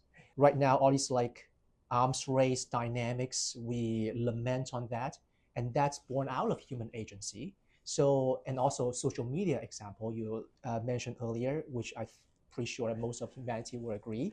Yeah. So what I observed is that human agency right now, as we see it naturally unfolds, it doesn't seem to necessarily lead to good outcomes. Yes. So I don't see human agency as something that I personally feel very proud of and even want to cherish or protect. Yes.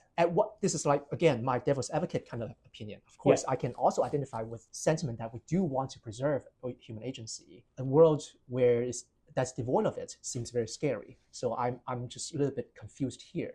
But I do right now just want to emphasize this flip side of it, and I'll see how you respond.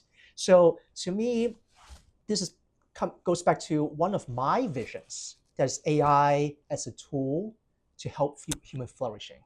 Yeah. In this case, I'm thinking like basically this kind of on some smartphone operating systems, you have this kind of apps that allows you to track how much screen time. Oh yes. Right. That gives you some kind of nudges, right? Behavioral economics kind of nudges, right? I'm thinking about AI as a steroid version of that. Yes. Like an amplified version of that. Yeah. So can I use AI to actually help me flourish in the sense that I don't trust my own agency? John knows it all too well that I succumb very often to doom scrolling. Oh yes. Right. Yeah. So can I use AI, for example, if actually knows me well, gives me this kind of like guidance and agency, and nudges to help me flourish, because I don't trust my agency that much. Yes. So I'm curious your response to that. Okay. Yeah. I mean, this is kind of why we kind of want crisp philosophical definitions here. I guess there's an argument for mathematization, because we can see agency cashing out in different ways in these different risk models. I guess to the first one, should human beings desire agency? This is a real question, right? Not everyone agrees with me on this. I could say that I think that it is just a moral good, that we should optimize for agency. And I could make an argument that would make it seem intuitively good, which is that worlds in which agency is some kind of version of like optionality and freedom of movement is maximized for the largest number might be a pretty good world. Like, probably pretty fun. And if it were to roll into the future, it sounds a lot like a world in which if it weren't fun, people would still be able to make it fun because they'd have agency. So we have this like notion that like maybe tautologically in some sense, this like optimizing for optimality thing maybe avoids some problems that some other ethical systems can get us into. If we do phrase it optimizing, we still have other problems, right? Like, it could be possible that this intuition pump is bad. You can still have the utilitarian objection that maybe it turns out that we can. I've solved it. I've got the solution for, we've all agreed on the definition of agency. I've optimized for it, and we get that maximum solution when one individual is given infinite power and has total agency that'll be the most agentic society. So sorry, everyone, we're all a net moral drag. We're just going to choose the final end game boss and they get all the agency. That would be a bad outcome, right? That would still potentially pop out of the same model of optimization. So maybe I don't want to pitch it too hard as a thing which escapes all the problems of this kind of like attempts to cash out morality in a system. I think like probably the version that I buy into most is the one that we have ecological reasons to suppose that agentic systems kind of do well. So insofar as we are organisms surviving in the world and we form these kind of weird orbits of superorganisms sometimes, and we're made up of many cells, there seems to be something that looks like optionality that prospering species and prospering individuals can successfully do over time. So we think that might persist. And if nothing else, probably, I should be not surprised that an evolved being, I find it, maybe there should be some like weak tendency in me towards things that evolution will treat kindly. So yeah, that's a kind of a meta reason to think that some kind of relaxed form of agency might be good. I think it's worth doing like an over-mathematized version, but I think it has dangers. It's like, oh, right. Is that the point there? And I realized I filed the second half of the question there, which is, could I use could the extended agent, which is me plus my AI personal assistant, do better stuff? I think that this is very likely that we can get better selves by using agentic coaches and nudges and that kind of thing. I also think it's wildly dangerous, and I also think we should do it.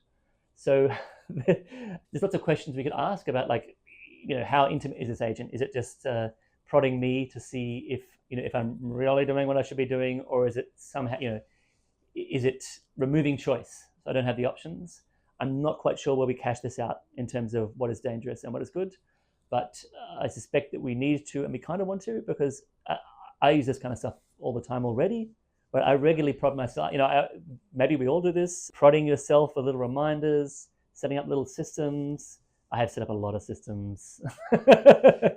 Yeah. So one dimension or semantic of the word alignment, your journal, that I personally would be very interested in is the alignment between our actions and our own interest or flourishing goals. Yes. Right. And then this is like a perennial kind of like very classic question. Yeah. But I think has some new meanings in the age of AI. How can we basically reapproach this classic problem with AI, for example? Yes. Yeah. So I think there's lots of angles of attack there. My major question is like, is it sort of agency dominant or not? And I just don't know. Economics has spent a long time trying to come up with aligned mechanisms, and I kind of love them, right? I love them more than is maybe healthy for a normal human being, but I think there's a lot of things to be tried there. And we already have like innovations in social choice theory, cool markets, and all this kind of stuff. Like, we can do more of all of those with AI. So for example, if I think that prediction markets are a good way of harvesting truth, then I can just have AIs plan the prediction markets. Now there's more prediction market. That may be good. If I think that like nudges could be better optimized for my personal take, then maybe more AI-powered nudges more good, right? These are all things, the institutions that make optimal use of that are not clear to me, but maybe the normal ones are just fine. I don't know. Like, I think we should discover this one by building it, right? It's an artificial system. We should intervene, see what happens next, iterate. Sounds great.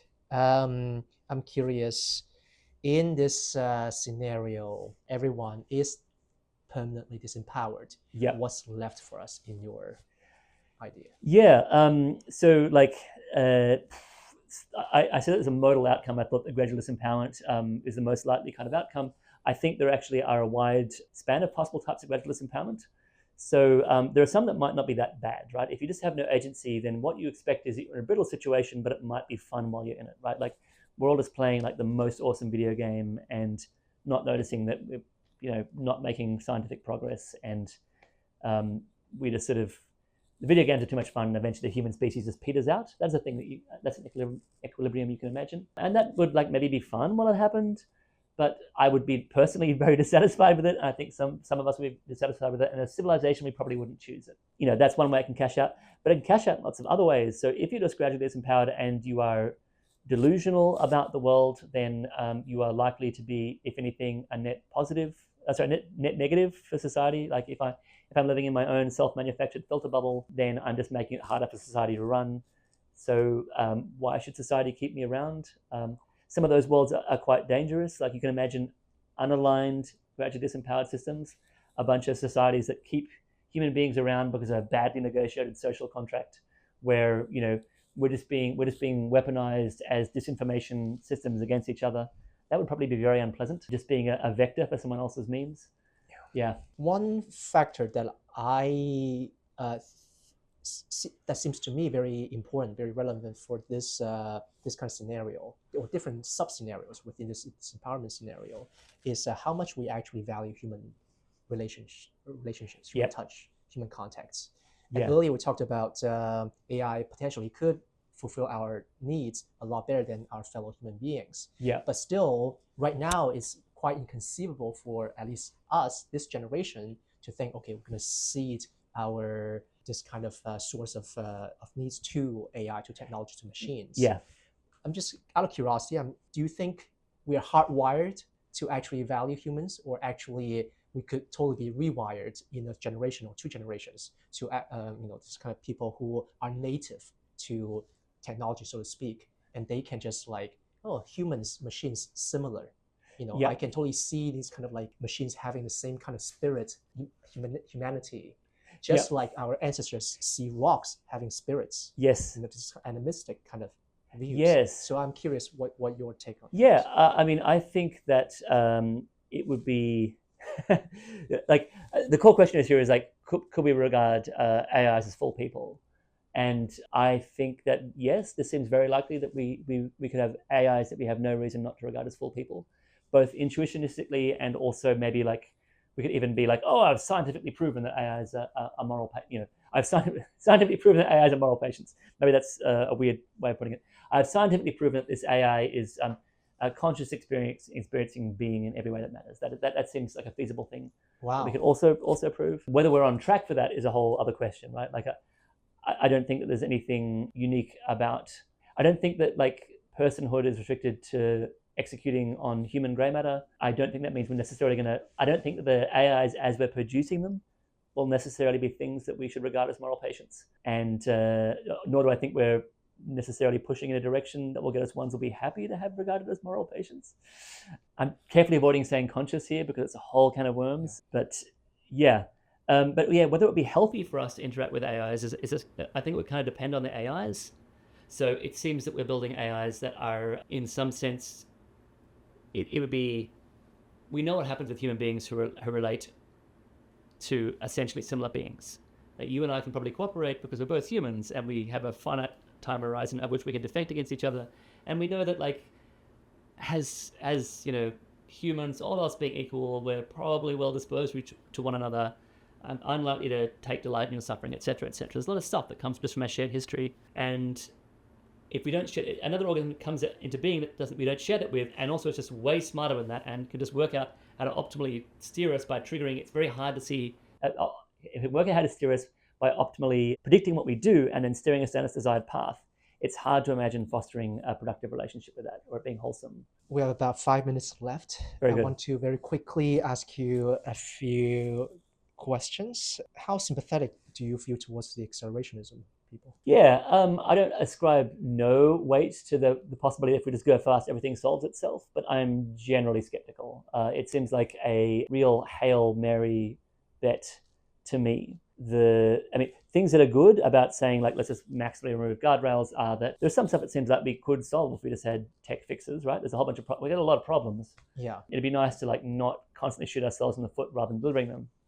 My understanding is that those people don't probably think that way, but they are so focused on the abundance, the good things that could be brought by the technology, and they somehow are able to ignore all the risks.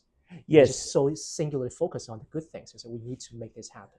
Yes, it'd be very rare that like unidirectional pushing has had no downsides in human history. So I don't think this one would have no downsides, right? Like every time we have a political movement that goes, all of that has weird failure modes that we had not seen. So I'd be very surprised if like raw accelerationism did not have weird failure modes. Yeah, it's more of a question on theory of mind, like how you feel sympathetic to their way of seeing the world. And But I think we all agree that if we sit down and analyze things objectively, Yeah. we all agree that yes, unilaterally or unidirectionally pushing for any vision, however great that is, could have enormous risk. Yeah. Again, another theory of mind, kind of like a question: how sympathetic do you feel towards this kind of successionism?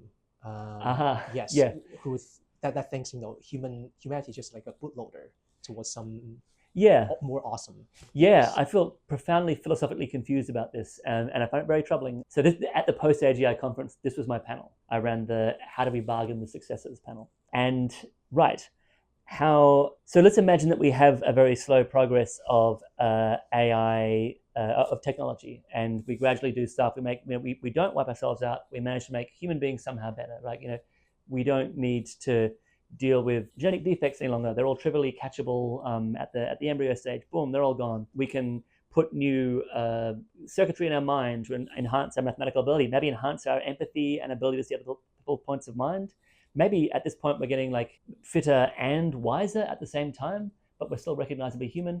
If we keep on rolling out this kind of utopian vision where human beings get more and more amazing, seems to not end in an endpoint that looks much like you and me right now, right? We're like these kind of imperfect, like badly self-misaligned meat sacks that get a lot of stuff wrong and are a bit dopey sometimes, and talk a big game and then fail and all that. We're just very imperfect creatures, and I think that's something that removal of that stuff wouldn't be human in some very imperfect ways, but I'd be kind of okay about a long-term trajectory that ended us there. It seems like at each, if my kids are just like better and wiser than me, then good. That seems great. I don't want them to be like crushed and defective for no reason. Like, why would I want that for them? So this is like that seems broadly good to me. The bit where we say, okay, sorry guys, human beings, there's no good upgrade path. You guys just kind of suck. We're going to replace you with robots. At that point, I have a few more qualms, right? I'm like, oh yeah, what's that feeling? Is that speciesism? Am I like a human partisan for no reason? Is that immoral? Possibly I should rethink that, but I am actually pretty human partisan. Like the thing where we just suddenly hand over some other organism it is not a deal I would take. And if I were to be a person who would take that deal, it'd be a person who had a long time to think through the moral consequences, like at a civilizational scale. So like just being like, boom, successors, let's go, seems to me to be making an underinformed choice. But yeah, the questions there are both practical and also like moral, and what is humanity for, this kind of stuff. That's kind of pretty deep. Let me again, I want to just probe a little bit more on Please, this question. yeah. Yes, so you studied physics, you studied mathematics. Yes. You have seen the supreme beauty of this expression of the secrets of the universe, so to speak. That's certainly how I pitched them to myself, yes. So my understanding of one orientation of these kind of thoughts is they worship this kind of like the cosmic beauty, the cosmic drama. Yeah. At the cost of appreciating, in some sense, humanity. Yeah. So they think, okay, there's this kind of arc that's not dissimilar in spirit from this kind of like a cosmic beauty or these secrets of the universe expressed in physics and cosmology and mathematics. They worship that kind of things. Yes. And it's easy to see the sky, the Milky Way, and feel the insignificance of humanity when you're in that kind of like kind of trance. So my understanding is like one orientation of this line of thoughts is from that angle. I'm curious, how sympathetic do you feel towards that angle? Yeah, so that's the thing I think about a lot as well. So I've got an is rather than an ought. So I'm very sympathetic to the notion that there is like why is the universe here? Why does it evolve in the way it does? Like, is it a thing which struggles to know itself and we are parts in that plan? Like, maybe yes, in some way that can be made legible to human beings. That is the universe we live in. That's our cosmology. But do I think that we should sacrifice ourselves upon the altar of elegance to facilitate that? I think it's okay that I don't want to do that, even though my motivations for that not very well philosophically grounded. Like I have an instinct that like I don't want to sacrifice myself on the altar of some sort of cosmic attractor point. That's okay. If it truly is a cosmic attractor point, then we'll get there eventually. It's okay if I disagree. Like I'm not doing any harm by not participating in that. And if there's not a cosmic attractor point, but we have some kind of, but there is some value in the specificity and uniqueness of human beings, do what human beings do, then I am the correct person to rep for that team. and I should do so. Nice. Okay. Two last questions. What's Very your good. personal plan when AGI comes, after AGI? Oh, my personal plan after AGI. So I'm prepping for the AGI stuff itself right now. And my assumption is that we will have like all manner of geopolitical strife and like some sort of bad international game theory outcome where everyone's trying to negotiate for slices of the pie, and it'll be just good to survive that. I think the transition will be quite rocky, and we'll need like whatever, like community resilience and lots of I'm trying to buy a server for my basement, that kind of vibes. When it arrives, I think my plan, I'm actually happy to have relatively bad plans. So if it goes well, then my problems will probably go away. If it goes very badly, then maybe I don't exist to have problems.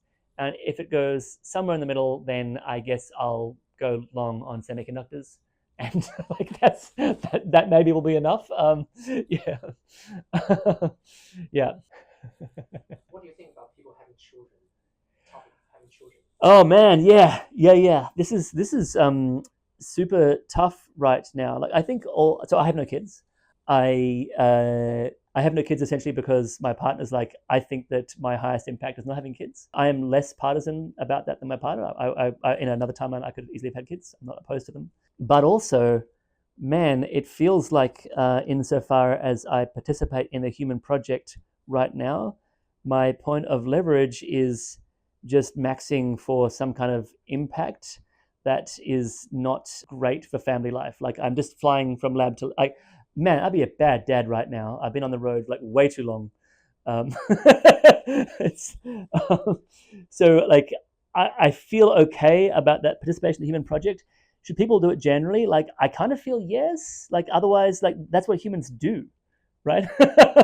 Like I feel like we probably shouldn't stop that. Otherwise, we already become some sort of other species. John has 4 kids. I just heard, yeah. And he's here wasting his time. Family, Oh my God. being a bad dad. That was not a neg. I'm so sorry. No. I jump in, but I want to hear uncensored. Yeah. Yeah. Yeah. But John has to go to fulfill his fatherly obligations right now. Yeah, my kids are switching to a different school. Oh, very good. Little goodbye thing, so I have to go to that. Yeah, no, that's a great way. That's a great use of your time. Yes, I mean it's sad. It's awkward leaving the school, and Yes. there's all this interpersonal. Yeah. No. Oh my God. Learning to be a human sucks. Yes. Christ, how do we get through it? It's wild. Yeah. You have done a great job in doing that. Thank you so much for watching the interview. I really appreciate it. As I said in the beginning, I don't take your time lightly. And as you've seen from the subject matter that I talk about, I think we may not have a lot of time left. So thanks again. We covered a lot of topics in this interview. Let me know in the comments if you think we should focus more on things like gradual disempowerment versus X risk and the other topics that we discussed. And let me know who else you think I should interview and what questions I should ask. And don't forget to, of course, like and subscribe. Go ahead and do that right now if you missed it in the beginning, but I really appreciate it. Really makes me feel good. So thank you so much for doing that. And I hope to see you at the next interview. Thank you.